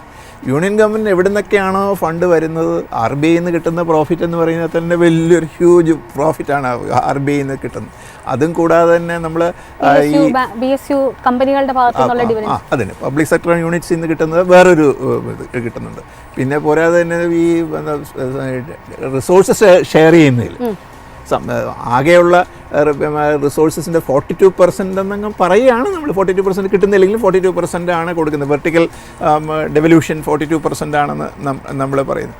അപ്പോൾ ആ ഒരു പോയിന്റ്, ആ വെർട്ടിക്കൽ ഡെവല്യൂഷൻ എന്ന് പറയുന്ന 42% നിലനിർത്താമെന്ന് 16ാം ധനകാര്യ കമ്മീഷൻ പറഞ്ഞിട്ടുണ്ടെങ്കിൽ അതിൻ്റെ ഒരു പ്രത്യേകത എന്ന് പറയുമ്പോൾ നമ്മൾ കാണേണ്ടത് സംസ്ഥാനങ്ങൾക്കാണ് ഏറ്റവും കൂടുതൽ ചിലവുകൾ വരുന്നത്. അതേ എക്കോണമിയുടെ ചിലവുകളിൽ നല്ലൊരു ശതമാനം സംസ്ഥാനങ്ങൾ വരുമ്പോൾ വെർട്ടിക്കൽ ഡെവല്യൂഷൻ, ടാക്സ് ഡെവല്യൂഷൻ നടത്തുന്നതിൽ 42% ഇങ്ങോട്ടേക്ക് വരുന്നത്. സെൻട്രലിന് ഒരു റിസോഴ്സ് പൂൾ എന്ന് പറഞ്ഞാൽ ഹ്യൂജ് റിസോഴ്സ് പൂളാണ്. അപ്പോൾ ആ ഒരു ഇൻഡെക്സ് വെച്ചിട്ട് നമുക്ക് സംസ്ഥാനത്തിനെയും അല്ലെങ്കിൽ കേന്ദ്രത്തിനെയും നമ്മൾ താരതമ്യപ്പെടുത്തുന്നതിൽ ചില പ്രശ്നങ്ങളുണ്ട്. പക്ഷേ അറ്റ് ദ സെയിം ടൈം ചില അഡ്വാൻറ്റേജസ് പോയിന്റും ഉണ്ട് അതിനകത്ത് കേട്ടോ, ഉണ്ട്. സാർ, ഇപ്പോൾ അതിനോടൊപ്പം നമുക്ക് സാർ ബോറോയിങ്ങിൻ്റെ കേസ് ഒന്ന് സൂചിപ്പിച്ചിട്ടുണ്ടായിരുന്നു. അപ്പം സ്വാഭാവികമായിട്ടും ബാബു സാറിലേക്ക് തന്നെ വരികയാണ്. ബാബു സാർ, ഇപ്പോൾ ബോറോയിങ്ങിൻ്റെ കേസ് സൂചിപ്പിച്ചപ്പോഴത്തേനും, അതായത് പ്രത്യേകിച്ചും നമ്മൾ നേരത്തെ സംസാരിച്ചപ്പോൾ സൂചിപ്പിച്ചിട്ടുണ്ടായിരുന്നു, അതായത് മാർക്കറ്റ് ബോറോയിങ്ങിന് കൂടുതലായിട്ടൊരു ഇമ്പോർട്ടൻസ് ഈ ഒരു ബജറ്റിൽ വരും. മാർക്കറ്റ് ബോറോയിങ് നടത്തുമ്പോഴേക്കും ഒരു സൈഡ് നോക്കുകയാണെങ്കിൽ ഈ ഒരു ബാങ്കുകളുടെ മൊത്തത്തിലുള്ള സിസ്റ്റത്തിലുള്ള ലിക്വിഡിറ്റീനെ തിരിച്ചു വരികയല്ലേ ചെയ്യുന്നത്. അത് ഒരു സമ്മർദ്ദം ക്രിയേറ്റ് ചെയ്യും. ഓൾറെഡി ഇപ്പോൾ നേരത്തെ സൂചിപ്പിച്ചതുപോലെ പലതരത്തിലുള്ള സമ്മർദ്ദങ്ങളൊക്കെ നേരിടുന്നുണ്ട്, പലതരത്തിലുള്ള ഈ ഒരു നിമ്മുമായി ബന്ധപ്പെട്ട സമ്മർദ്ദം. അതേ സമയത്ത് തന്നെ ഈ ഒരു ക്രെഡിറ്റുമായി ബന്ധപ്പെട്ടിട്ടുള്ള പോസിറ്റീവായിട്ടുള്ള അപ്ഡേഷൻസ് വരുമ്പോൾ പോലും മാർക്കറ്റ് ബോറോയിങ് കൂടുതലായിട്ട് വർദ്ധിക്കുന്നത് ബാങ്കുകളെ അല്ലെങ്കിൽ ബാങ്കിങ് സംവിധാനത്തെ കൂടുതലായിട്ട് സമ്മർദ്ദത്തിലാക്കില്ലേ? ഇതൊരു ഡിഫറെൻറ്റ് ഡയറക്ഷനിലേക്ക് പോകുന്ന കാര്യങ്ങളാണ്. ഗവൺമെൻറ്റിൻ്റെ ഭാഗത്തു നിന്നുള്ള ബോറോയിങ്സ് കൂടുമ്പോൾ ആ രീതിയിലേക്ക് ആ ബോണ്ടുകൾ, ഗവൺമെൻറ് ബോണ്ടുകൾ, സോവറിൻ ബോണ്ടുകളൊക്കെ ആയിട്ടാണ് ഗവൺമെൻറ് ഇതുപോലെ RBIയുടെ ബോണ്ടുകളോ സർക്കാരിൻ്റെ ബോണ്ടുകളോ ഉള്ള സോവറിൻ ബോണ്ടുകളൊക്കെ റിലീസ് ചെയ്തുകൊണ്ടാണ് ഗവൺമെൻറ് മാർക്കറ്റിൽ നിന്ന് ഈ ഒരു ഫണ്ട് സ്വരൂപിക്കുന്നത്. അത് ഇത്തവണ നമ്മൾ പറഞ്ഞിരിക്കുന്ന number 11.7 lakh crore rupees government തന്നെ മാർക്കറ്റിൽ നിന്ന് ബോറോ ചെയ്യും. അതാണ് നമ്മളൊരു സോഴ്സ് ഓഫ് ഫണ്ട്സ് ആയിട്ട്. പണം എവിടെ നിന്ന് വരുന്നു എന്ന് പറയുമ്പോൾ ടാക്സിൻ്റെ ഡയറക്റ്റ് ടാക്സ് 28.75 lakh crore എന്നും 11.7 lakh crore വരുന്നത് മാർക്കറ്റ് ബോറോയിൻസ് നിന്നായിരിക്കും. ഡെഫിസിറ്റ് GDPയുടെ ഡെഫിസിറ്റ് 4.3% പ്രൊജക്റ്റ് ചെയ്തിട്ടുണ്ട് താനും. അപ്പം ഈ മാർക്കറ്റ് ബോറോയിങ്സ്, ഗവൺമെൻറ്റിൻ്റെ മാർക്കറ്റ് ബോറോയിങ്സ് എന്ന് പറയുന്നത് സിസ്റ്റത്തിൽ നിന്നുള്ള ലിക്വിഡിറ്റി സക്കിൻ ചെയ്യുന്ന ഒരു സംവിധാനമാണ്. അത് ഗവൺമെൻറ് ആ ഫണ്ട് ഗവൺമെൻറ് തന്നെ ഈ ഫണ്ട് സിസ്റ്റത്തിൽ നിന്ന് ഇങ്ങനെ സക്കിൻ ചെയ്യാൻ തിരിച്ചിങ്ങ് എടുക്കുകയാണ്. അപ്പോൾ അതിൽ തീർച്ചയായിട്ടും ബാങ്കുകൾ മാത്രമല്ല ഈ ഒരു ബോണ്ട് വാങ്ങിക്കുന്നതും അതിലേക്ക് ഇൻവെസ്റ്റ് ചെയ്യുന്നു. പക്ഷേ ഒരു മേജർ ഇൻവെസ്റ്റ്മെൻറ്റ് ചെയ്യുന്നത് ബാങ്കുകളും അതുപോലെയുള്ള ഫിനാൻഷ്യൽ ഇൻസ്റ്റിറ്റ്യൂഷൻസ് ആയിരിക്കും. അപ്പോൾ ബാങ്കുകളുടെ നേരത്തെ സൂചിപ്പിച്ച പോലെ തന്നെ ബാങ്കുകളുടെ റിസോഴ്സ് മൊബിലൈസേഷനിൽ അല്ലെങ്കിൽ അവൈലബിൾ റിസോഴ്സിൽ നിന്ന് തന്നെയായിരിക്കും ബാങ്കുകൾ ഇത് വാങ്ങിക്കുന്നത്. അപ്പോൾ അതുകൊണ്ട് അത് തീർച്ചയായിട്ടും നമ്മൾ നോർമൽ രീതിയിലുള്ള, ഇപ്പോൾ ഇതുപോലെ നമ്മൾ MSMEക്ക് കൂടുതൽ ലെൻഡിങ് റിക്വയർമെൻ്റ് ഉണ്ട്. അതുപോലെ മറ്റു രീതിയിലുള്ള നോർമലായിട്ടുള്ള ഇൻഡിവിജ്വൽസിൻ്റെ വായ്പ റിക്വയർമെൻറ്റുകളുണ്ടാവും. നമ്മൾ വ്യക്തിഗത വായ്പകൾക്കുണ്ടാവും, കൺസംഷന് വേണ്ടിയുള്ള ലെൻഡിങ് റിക്വയർമെൻ്റ് ഉണ്ടാവാം. ഇവിടെയെല്ലാം നമ്മൾ ആ രീതിയിൽ വളരെ വൈഡ് സ്പ്രെഡായിട്ട് ഡിപ്ലോയ് ചെയ്യേണ്ട ഫണ്ടിൽ നിന്ന് ഒരു പാർട്ട് ഈ മാർക്കറ്റ് ബോറോയിങ്സ് വഴി ഗവൺമെൻറ് സക്കിൻ ചെയ്തെടുക്കും. അപ്പോൾ അത് നമ്മുടെ ഈ ഓവറോൾ ബജറ്റിൽ കാണുന്ന ഒരു ഗ്രോത്തിന് സപ്പോർട്ടിംഗ് ആയിട്ട് ചെയ്യേണ്ട ഒരു സംവിധാനത്തിലുള്ള ഫണ്ടാണ് തിരിച്ച് മാർക്കറ്റ് ബോറോയിങ് ആയിട്ട് ബാങ്കുകളിൽ നിന്ന് ഗവൺമെൻറ് തന്നെ തിരിച്ചെടുക്കാൻ പോകുന്നത്, ഗവൺമെൻറ്റിൻ്റെ ബജറ്റിൻ്റെ ഭാഗമായിട്ട്, കൺസോൾട്ടേഷൻ്റെ കമ്പൈലിൻ്റെ ചെയ്യുന്ന ഭാഗമായിട്ട്. അപ്പോൾ അവിടെ തീർച്ചയായിട്ടും അപ്പോൾ അതിൻ്റെ ഒരു അഡീഷണൽ ചലഞ്ച് ഈ പറഞ്ഞ ക്രെഡിറ്റ് ഡിപ്ലോയ്മെൻറ്റിൽ പ്രത്യേകിച്ചും ഇൻഡിവിജ്വൽസിൻ്റെയും ഇൻസ്റ്റിറ്റ്യൂഷൻസിൻ്റെയും ഈ മാനുഫാക്ചറിങ് ഏരിയയിലേക്കുള്ള അല്ലെങ്കിൽ സർവീസ് സെക്ടറിലേക്കുള്ള ഫാർമേഴ്സിനുള്ള എഡ്യൂക്കേഷൻ റിക്വയർമെൻറ്റിനുള്ള ഡിപ്ലോയ്മെൻറ്റിൽ നിന്നുള്ള ഒരു ഫണ്ട് അപ്പുറത്തേക്ക് പോകാനുള്ള സാധ്യതയുണ്ട്. അത് തീർച്ചയായിട്ടും അതുകൊണ്ടാണ് പറയുന്നത് ഗവൺമെൻറ്റിൻ്റെ ബോറോയിങ്സ് എത്രമാത്രം കുറഞ്ഞിരിക്കുന്നോ അത്രമാത്രം ബാങ്കുകളുടെ ഡിപ്ലോയ്മെൻറ്റ് ലാർജർ മാസിലേക്ക് ഉണ്ടാവും. കൂടുതൽ ലോൺസ് നൽകാൻ അതായത് അത് മെട്രിക്സ് വളരെ സിമ്പിളാണ്. അതായത് മാർക്കറ്റ് ബോറോയിങ്സ് കൂടിയിരിക്കുകയാണെങ്കിൽ, ഗവൺമെൻറ്റിൻ്റെ ബോറോയിങ് കൂടിയിരിക്കുകയാണെങ്കിൽ ലെൻഡിങ് ഓപ്പർച്യൂണിറ്റി മറ്റ് സെക്ടറിലേക്കുള്ളത് കുറയും. ഈ ബോറോയിങ്സ് കുറഞ്ഞിരിക്കുകയാണെങ്കിൽ അത്രയും ഫണ്ടും കൂടെ മറ്റ് സ്ഥലങ്ങളിലേക്ക് ഡിപ്ലോയ് ചെയ്യാനായിട്ട് ബാങ്കുകൾക്ക് സാധിക്കും. അതാണ് അതിൻ്റെ സിമ്പിൾ മാട്രിക്സ്. അതുകൊണ്ടാണ് എപ്പോഴും പറയുന്നത് ഗവൺമെൻറ് ബോറോയിങ്സ് കുറഞ്ഞിരിക്കുന്നതാണ് ഓവറോൾ, അതായത് നമ്മളിത് ഒരു ഈവൻ ഗ്രോത്ത്, വികസനത്തിൻ്റെ ഒരു ഐഡിയൽ മോഡലിന് നല്ലത് ഗവൺമെൻറ്റിൻ്റെ ഭാഗത്തുനിന്നുള്ള ബോറോയിങ്സ് കുറഞ്ഞിരിക്കുന്നതാണ്. ഹരിസാറിലേക്ക് വരികയാണ്. ഹരിസാർ, ഇപ്പം നമ്മൾ പ്രധാനമായിട്ടും ഈ ഒരു പൊളിറ്റിക്കൽ വ്യൂ എന്നതിനേക്കാൾ ഉപരി നമ്മൾ പൊതുവേ നോക്കുമ്പോഴേക്കും തീർച്ചയായിട്ടും ഈ ഒരു മോദി സർക്കാർ അധികാരത്തിലേറിയതിനു ശേഷം ഏറ്റവും കൂടുതൽ ക്രിറ്റിസിസം നേരിട്ടിരിക്കുന്നത് പൊതുമേഖലാ സ്ഥാപനങ്ങളിലെ സ്റ്റേക്ക് വിറ്റഴിയുക അല്ലെങ്കിൽ ഡിസ്ഇൻവെസ്റ്റ്മെൻറ്റ് എന്നൊരു ഓപ്ഷനിലേക്കാണ്. ഇപ്പോൾ ലേറ്റസ്റ്റ് ആയിട്ട് വന്നിരിക്കുന്ന കണക്ക് പരിശോധിക്കുമ്പോഴേക്കും 2027 ഡിസ്ഇൻവെസ്റ്റ്മെൻറ്റ് ടാർഗറ്റായിട്ട് ഇപ്പോൾ പറഞ്ഞിരിക്കുന്നത് 80,000 കോടി രൂപയാണ്. കഴിഞ്ഞ വർഷം ഇത് 33,837 കോടി, വളരെ മാസീവായിട്ട് ഇരട്ടിയിലധികമുള്ളൊരു ഡിസ്ഇൻവെസ്റ്റ്മെൻറ്റിലേക്കാണ് ഇപ്പോൾ കടന്നിരിക്കുന്നത്. അപ്പം സ്വാഭാവികമായിട്ടും ഈ മേഖലയിലേക്ക് വരുമ്പോഴേക്കും കൂടുതലായിട്ട് ഇപ്പോൾ പ്രൈവറ്റ് പ്ലേയേഴ്സ് എത്തുന്നു എന്നുള്ളത് തന്നെയാണ് അതിൻ്റെ ഒരു മീനിങ് എന്ന് പറയുന്നത്. ഒരു ഇക്കണോമിക് പോയിന്റ് ഓഫ് വ്യൂവിൽ ഇത് എങ്ങനെയായിരിക്കും ഇന്ത്യയുടെ ഒരു ഗ്രോത്തിനെ പ്രൊജക്റ്റ് ചെയ്യുക? ഇതിനാണ് നമ്മൾ പബ്ലിക് സെക്ടർ അണ്ടർടേക്കിങ്സ് ഇന്ത്യയിൽ തുടങ്ങിയത്. അത് ചോദ്യം ഒന്ന്. രണ്ടാമത്, ഏതൊക്കെ പബ്ലിക് സെക്ടർ യൂണിറ്റ്സ് ആണ് നമ്മൾ ഡിസ്ഇൻവെസ്റ്റ്മെൻറ്റിന് വേണ്ടിയിട്ട് ചെയ്യേണ്ടത്? ആ രണ്ട് കാര്യങ്ങൾ നമ്മൾ ശ്രദ്ധിച്ച് നോക്കേണ്ടതാണ് ഇതിനകത്ത്. ഈ 80,000 കോടി രൂപയാണ് ഈ പ്രാവശ്യം ഡിസ്ഇൻവെസ്റ്റ്മെൻറ്റിന് ഏതൊക്കെ യൂണിറ്റ്സിൻ്റെ ആണ് ഷെയർ വിൽക്കുന്നത് എന്നുള്ള കാര്യത്തിൽ ഇപ്പോൾ ക്ലിയർ അല്ല. പറയുമ്പോൾ പറയാം, നരസിംഹറാവിൻ്റെ ഗവൺമെൻറ്റിൻ്റെ കാലത്ത് ആ സമയം തൊട്ട് നമ്മൾ തുടങ്ങിയതല്ലേ എന്ന് പറയുമ്പോൾ ആദ്യം തുടങ്ങി, അതിനുശേഷം നവരത്ന എന്നുള്ള പേരിൽ തുടങ്ങി, അത് മുന്നോട്ട് പോയി, അങ്ങനെയാണ് നമ്മളിവിടെ എത്തിയിരിക്കുന്നത്. അപ്പോൾ ഇതിനകത്ത് പല കോർ ഇൻഡസ്ട്രീസൊക്കെ ഇതിനകത്ത് നിൽക്കുന്നുണ്ട്. അപ്പോൾ അതിൻ്റെയൊക്കെ ഷെയർ ഡിസ്ഇൻവെസ്റ്റ് ചെയ്യുക എന്ന് പറയുന്നതിനകത്ത് എപ്പോഴും ഒരു നല്ല പ്രവണതയല്ല കാണിക്കുന്നത്. റിസോഴ്സ് മൊബിലൈസേഷന് വേണ്ടിയിട്ട് നമ്മൾ ഈ രീതിയിൽ ഡിസ്ഇൻവെസ്റ്റ് ചെയ്യുന്നത് ശരിയാണോ എന്ന് ആണ്. ഡിസ്ഇൻവെസ്റ്റ് ചെയ്യുമ്പോൾ തന്നെ അതിനകത്ത് പല പ്രത്യേക കാര്യങ്ങൾ ശ്രദ്ധിക്കാനുണ്ടെന്ന് പറഞ്ഞാൽ, അങ്ങനെ ഇൻഡസ്ട്രിയുടെ ഷെയർ എത്ര പെർസെൻറ്റേജ് കൊടുക്കുമ്പോൾ അതിന് ഏതൊക്കെ ഐറ്റംസ് ആണ് അവരുടെ കയ്യിലേക്ക് പോകുന്നത്. അപ്പോൾ പല ഇൻഡസ്ട്രീസും നമ്മളെടുത്ത് നോക്കുകയാണെങ്കിൽ അതിൻ്റെ ഷെയർ പോകുമ്പോൾ നല്ലൊരു ശതമാനം ഷെയർ പ്രൈവറ്റ് സെക്ടറിലേക്ക് പോകുമ്പോൾ സംഭവിക്കുന്നത് എന്താണെന്ന് വെച്ചാൽ അതിനെ അസസ് ചെയ്തെടുക്കുന്ന അതിൻ്റെ അസറ്റ്സിൻ്റെ മൂല്യം ഒട്ടും ഇത് കണക്കാക്കപ്പെടുന്നില്ല എന്നുള്ളതാണ്. അതായത് നമ്മൾ ക്യാപിറ്റൽ സിറ്റിക്ക് അകത്ത് പോലും ഉള്ള ചില ഇൻഡസ്ട്രീസ് നമ്മളങ്ങോട്ട് കൊടുക്കുമ്പോൾ ഡിസ്ഇൻവെസ്റ്റ് ചെയ്യുമ്പോൾ ആ ഇൻഡസ്ട്രിയുടെ അസറ്റ് വാല്യൂ എത്ര എന്നുള്ളൊരു കണക്ക് നമ്മൾ എങ്ങും തന്നെ കാണുന്നില്ല. എങ്ങനെയെങ്കിലും 80,000 crores എടുക്കുക, 80,000 lakhs crores റേസ് ചെയ്യുക എന്നുള്ളൊരു അറ്റംപ്റ്റാണ് ഇവിടെ കാണുന്നത്. അതൊരിക്കലും ശരിയല്ല. എന്ന് വെച്ചാൽ ഒരു ഇന്ത്യ പോലെ ഒരു രാജ്യത്ത് നമ്മളൊരിക്കലും പബ്ലിക് സെക്ടർ യൂണിറ്റ്സിനെ തള്ളിപ്പറഞ്ഞുകൊണ്ടുള്ള ഒരു പ്രവണത ശരിയായിട്ടുള്ള അതല്ല. പക്ഷേ at the same time break even അല്ലാത്തതിനെ ബ്രേക്ക് ഇവൻ ആക്കാനായിട്ടുള്ള ശ്രമങ്ങളാണ് നമ്മൾ നടത്തുന്നത്. ശ്രമങ്ങൾ അല്ലാതെ പോകുന്നതിനെ ഡിസ്ഇൻവെസ്റ്റ് ചെയ്യാം. പക്ഷെ അത് ആ ഒരു കാറ്റഗറി കൃത്യമായിരിക്കണം. അതാണ് അതിൻ്റെ പ്രത്യേകത. സർ, ഇപ്പോൾ നമ്മൾ ബോറോയിങ്ങിൻ്റെ കേസ് സൂചിപ്പിച്ചു. ബോറോയിങ് പറയുമ്പോഴേക്കും തീർച്ചയായിട്ടും ഈ ഒരു ബോറോയിങ്സ് കൂടുമ്പോഴേക്കും നമ്മുടെ ഗവൺമെൻറ് സെക്യൂരിറ്റീസിലേക്ക് കൂടുതലായിട്ട് ഇൻവെസ്റ്റ്മെൻറ്റ് എത്താനുള്ളൊരു സാധ്യതയുണ്ട്. ഇത് ശരിക്കും ഇൻഡയറക്റ്റ്ലി നോക്കുകയാണെങ്കിൽ ഈ സ്റ്റോക്ക് മാർക്കറ്റിനെ അതൊരു നെഗറ്റീവ് ഇമ്പാക്റ്റ് അല്ലേ ക്രിയേറ്റ് ചെയ്യുന്നത്? സ്റ്റോക്ക് മാർക്കറ്റിനെ സംബന്ധിച്ചിടത്തോളം അതുകൊണ്ട് മാത്രം വല്ലാതെ ഒരു ഇമ്പാക്റ്റ് ഉണ്ടാവാൻ സാധ്യത കുറവാണ്. അതായത് ഈ സ്റ്റോക്ക് മാർക്കറ്റിൽ ഇൻവെസ്റ്റ് ചെയ്യുന്നത് പ്രധാനമായിട്ടും അതിൻ്റെ ഒരു സ്റ്റോക്ക് മാർക്കറ്റിൽ ഇൻവെസ്റ്റ് ചെയ്യുന്ന ഒരു സെഗ്മെൻ്റ് ഉണ്ട്. അത് ഗ്രോയിങ് സെഗ്മെൻ്റാണ്. അപ്പോൾ അവിടെ മ്യൂച്വൽ ഫണ്ടിൻ്റെ അത് മാർക്കറ്റിൻ്റെ ഒരു മെട്രിക്സാണ്. അത് ഒരു ഫങ്ഷൻ ഓഫ് ദ മാർക്കറ്റ്. അത് നമുക്കറിയാം. അത് ഇന്ത്യൻ മാർക്കറ്റ് മാത്രമല്ല, ഒരു അന്തർദേശീയ മാർക്കറ്റ് എല്ലാം കൂടെ കണക്ട് ചെയ്തുകൊണ്ടുള്ള ജിയോ പൊളിറ്റിക്കൽ ഇഷ്യൂസ് കണക്ട് ചെയ്തുകൊണ്ടൊക്കെയുള്ള ഒരുപാട് മെട്രിക്സ് വർക്ക് ചെയ്യുന്നതാണ് സാധാരണ രീതിയിൽ നമ്മൾ ഈ സ്റ്റോക്ക് മാർക്കറ്റിൻ്റെ ഒരു ഫങ്ഷൻ. അപ്പോൾ അവിടെ ഗവൺമെൻറ്റിൻ്റെ ബോറോവിങ് കൊണ്ട് മാത്രം ഒരു പക്ഷേ ഇതിലേക്കുള്ളൊരു ഇൻവെസ്റ്റ്മെൻറ്റ് അങ്ങനെ വലിയ രീതിയിൽ അതിനൊരു ഡിസ്റ്റർബൻസ് ഉണ്ടാക്കുകയോ അല്ലെങ്കിൽ വലിയ രീതിയിലുള്ളൊരു ചേഞ്ചസ് ഉണ്ടാക്കുമോ എന്ന് നമ്മൾ പ്രതീക്ഷിക്കേണ്ട. അത് മാത്രമല്ല, ഈ സ്റ്റോക്ക് മാർക്കറ്റിൽ ഇൻവെസ്റ്റ് ചെയ്യുന്നത് ഒരു ലാർജ് പോപ്പുലേഷനുണ്ട്. അത് ഇൻവെസ്റ്റ് ചെയ്യുന്ന ഇൻസ്റ്റിറ്റ്യൂഷണൽ ഇൻവെസ്റ്റേഴ്സും തീർച്ചയായിട്ടും ഉണ്ട്. ഇൻസ്റ്റിറ്റ്യൂഷണൽ ഇൻവെസ്റ്റേഴ്സൊക്കെ എപ്പോഴും നമ്മൾ കാണുന്നത് സാധാരണ രീതിയിൽ ഈ സ്റ്റോക്കിൽ ഇൻവെസ്റ്റ് ചെയ്യുന്ന അല്ലെങ്കിൽ ആ മാർക്കറ്റിലേക്ക് ഇൻവെസ്റ്റ് ചെയ്യുന്ന ആളുകൾ എപ്പോഴും മുന്നിൽ കാണുന്നത് സ്റ്റെബിലിറ്റി തീർച്ചയായിട്ടും വേണ്ടതാണ്. പക്ഷേ അതിനേക്കാൾ ഉപരിയായിട്ട് റിട്ടേണിലേക്കാണ് ഒരു ഫോക്കസ് കൊടുക്കുന്നത്. അത് ഷോർട്ട് ടൈം ഇൻവെസ്റ്റ്മെൻറ്റ് ഔട്ട്ലുക്കോടെ ചെയ്യുന്ന ആളുകളുണ്ട്, ലോങ് ടൈം ഔട്ട്ലുക്കോടെ ചെയ്യുന്ന ആളുകളുണ്ട്. അവിടെയെല്ലാം നമ്മൾ ഓരോ ഇക്കണോമിയുടെയും സ്ട്രെങ്ത് അനുസരിച്ച് ഡൊമസ്റ്റിക് ഇൻവെസ്റ്റേഴ്സും ഉണ്ട്, അതുപോലെ തന്നെ മറ്റ് രാജ്യങ്ങളിൽ നിന്നുള്ള ഫോറിൻ ഇൻവെസ്റ്റേഴ്സും ഉണ്ട്.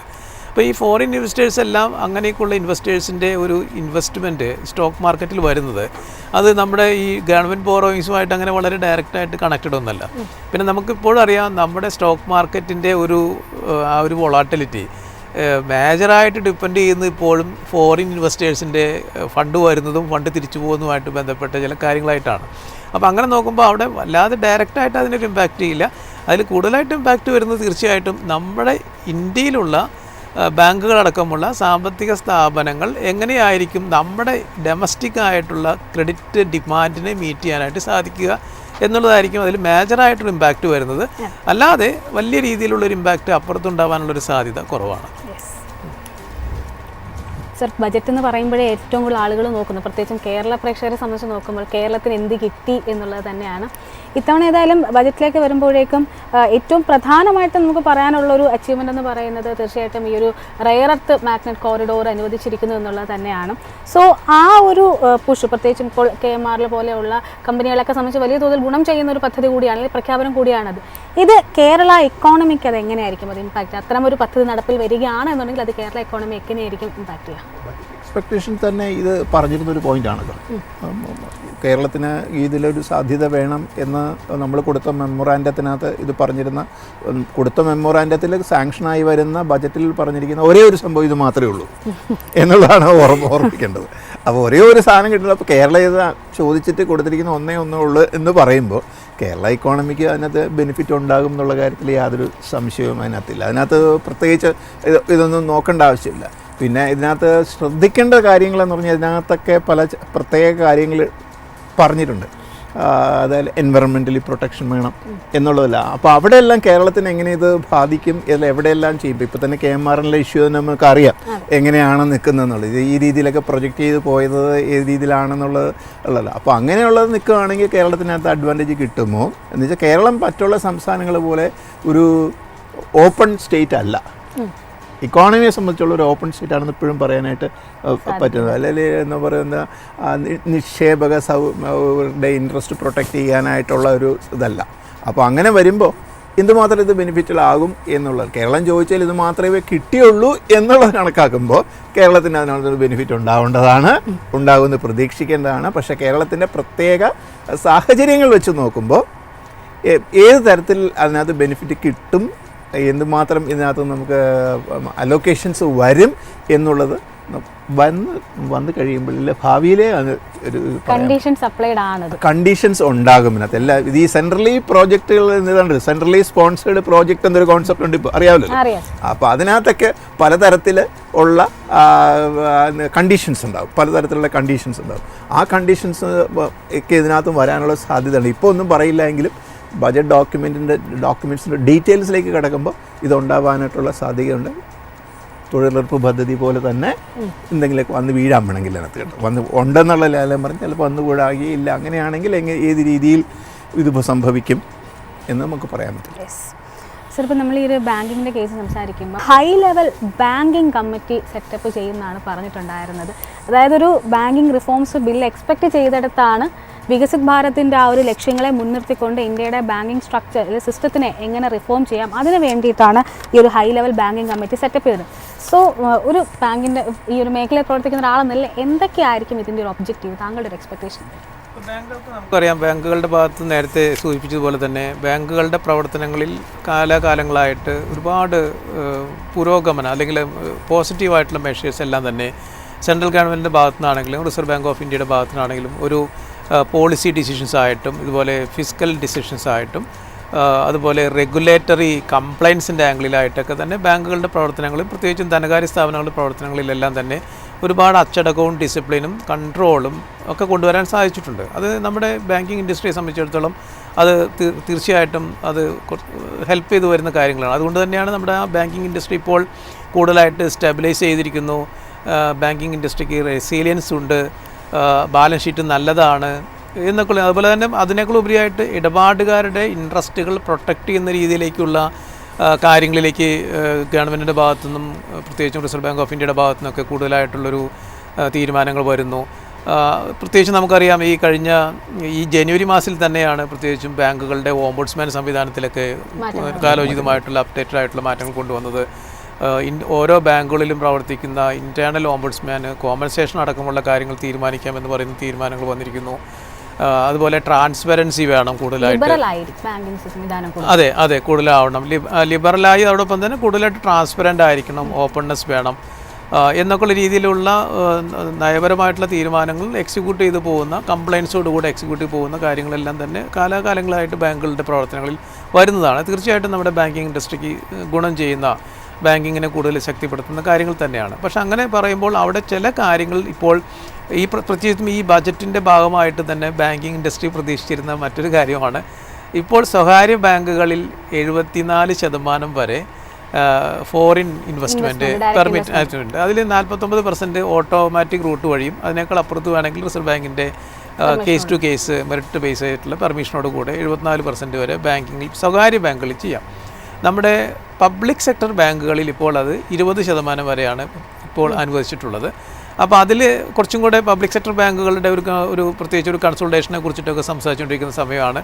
പബ്ലിക് സെക്ടർ ബാങ്കുകൾ കൂടുതലായിട്ട് ശക്തിപ്പെടുത്താനിരിക്കുന്ന ഒരു ഡിസ്കഷനൊക്കെ നടക്കുന്ന ഒരു സാഹചര്യമുണ്ട്. ഈ സമയത്ത് ഒരു ഡിസ്കഷൻ ഉണ്ടായിരുന്നത് ഇതുപോലെ ഒരു പക്ഷേ പബ്ലിക് സെക്ടർ ബാങ്കുകളുടെ കാര്യത്തിലും ഈ ഫോറിൻ ഇൻവെസ്റ്റ്മെൻറ്റിൻ്റെ കാര്യത്തിലോ അല്ലെങ്കിൽ ആ രീതിയിലുള്ള കൂടുതലായിട്ടുള്ള ഒരു ബെറ്ററായിട്ടുള്ള സിസ്റ്റംസോ മാനേജ്മെൻറ്റോ എക്സലൻസോ അങ്ങനെയൊക്കെയുള്ള കാര്യങ്ങൾ വന്നേക്കാം. പ്രത്യേകിച്ച് നേരത്തെ സൂചിപ്പിച്ച പോലെയുള്ള നമ്മൾ ഫേസ് ചെയ്യുന്ന ഡിജിറ്റൽ രീതിയിലുള്ള അഗ്രസീവ്നെസ് ആയിട്ട് മുന്നോട്ട് പോകുമ്പോൾ അവിടെ വരുന്ന സെക്യൂരിറ്റി സംവിധാനങ്ങൾ, ഇതെല്ലാം അങ്ങനെയൊക്കെയുള്ള ഒരു ഇൻ്റർനാഷണൽ ആയിട്ടുള്ള ഒരു ബെഞ്ച് മാർക്കിംഗ് ബാങ്കിങ് ഇൻഡസ്ട്രിക്ക് സാധിക്കണം, ആ രീതിയിലുള്ള കാര്യങ്ങൾ ഉണ്ടാവും എന്നൊക്കെ ഒരു ഡിസ്കഷൻ പ്രീ ബജറ്റ് ഡിസ്കഷനിലെല്ലാം തന്നെ ഇൻഡസ്ട്രിയുടെ ഭാഗത്തുനിന്നുണ്ടായിരുന്നു.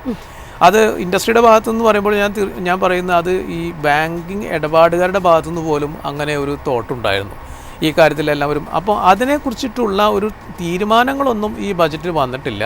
പക്ഷേ ഒരു അനൗൺസ്മെൻറ്റ് വന്നിരിക്കുന്നത് എങ്ങനെയാണ്, ഇതിൻ്റെ ഒരു ഹൈ ലെവൽ കമ്മിറ്റി നമ്മൾ ബാങ്കിൻ്റെ ഈ കാര്യങ്ങൾ ആലോചിക്കാനും തീരുമാനിക്കാനും വേണ്ടി ഒരു ഹൈ ലെവൽ കമ്മിറ്റി ഉണ്ടായിരിക്കും. ആ കമ്മിറ്റി ആണ് ഇനി ഏതെല്ലാം കാര്യങ്ങളൊക്കെ ആയിരിക്കും നമ്മൾ ഡിസ്കസ് ചെയ്യേണ്ടത്, അതിനെക്കുറിച്ച് തീരുമാനങ്ങളെടുത്ത് വരേണ്ടത് എന്നുള്ളതിനെക്കുറിച്ചിട്ട് ഒരു കമ്മിറ്റി ഉണ്ടാവും. ആ കമ്മിറ്റി ഫോം ചെയ്ത് വരുമ്പോൾ അറിയാൻ കഴിയും. അവിടെ കമ്മിറ്റി നേരത്തെ ചോദിച്ച പോലെ എന്തൊക്കെ ഏരിയയിലായിരിക്കും ഈ കമ്മിറ്റി എന്തൊക്കെ റെക്കമെൻഡേഷൻസ് ആയിട്ടായിരിക്കും വരാൻ പോകുന്നത്, ഏതൊക്കെ ഏരിയയിലായിരിക്കും കമ്മിറ്റിയുടെ പ്രവർത്തനങ്ങൾ വരാൻ പോകുന്നത് അല്ലെങ്കിൽ കമ്മിറ്റിയുടെ റെക്കമെൻഡേഷൻസ് വരാൻ പോകുന്നത് എന്ന് ചോദിച്ചു കഴിഞ്ഞാൽ ഒരു പക്ഷേ ഈ ഒരു ഡിസ്കഷൻസിൻ്റെയൊക്കെ അടിസ്ഥാനത്തിൽ പബ്ലിക് സെക്ടർ ബാങ്കുകളുടെ സ്ട്രെങ്തനിങ് എങ്ങനെ സാധിക്കും, അതുപോലെ ഈ സൈബർ സെക്യൂരിറ്റി ഫിനാൻഷ്യൽ കാര്യങ്ങളിലൊക്കെ കൂടുതലായിട്ട് എന്ത് ചെയ്യാൻ സാധിക്കും, കൂടുതൽ ഏതൊക്കെ രീതിയിലേക്ക് ഗവൺമെൻറ്റിൻ്റെ സപ്പോർട്ടിംഗ് സംവിധാനങ്ങൾ ഉണ്ടാവും, എന്തെല്ലാം ഇൻവെസ്റ്റ്മെൻറ്റുകൾ ഏത് ഏരിയയിലേക്ക് ചെയ്യാൻ സാധിക്കും, അതുപോലെ തന്നെ കസ്റ്റമേഴ്സിൻ്റെ ഇൻട്രസ്റ്റ് എങ്ങനെയൊക്കെ പ്രൊട്ടക്റ്റ് ചെയ്യാനായിട്ടുള്ള കൂടുതൽ സംവിധാനങ്ങൾ കൊണ്ടുവരാൻ സാധിക്കും, കംപ്ലയൻസ് ആംഗിളിൽ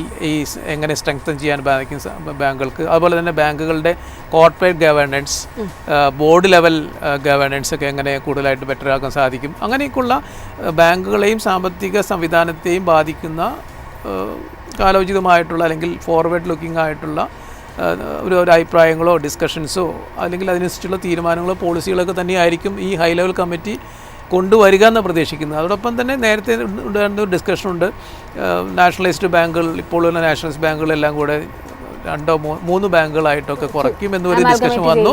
പിന്നീട് അത് ഇടക്കാലത്ത് ഇങ്ങനെ നിന്നുപോയിട്ടുള്ള ഡിസ്കഷൻ അത്ര സജീവമല്ലായിരുന്നു ആ ഡിസ്കഷൻ.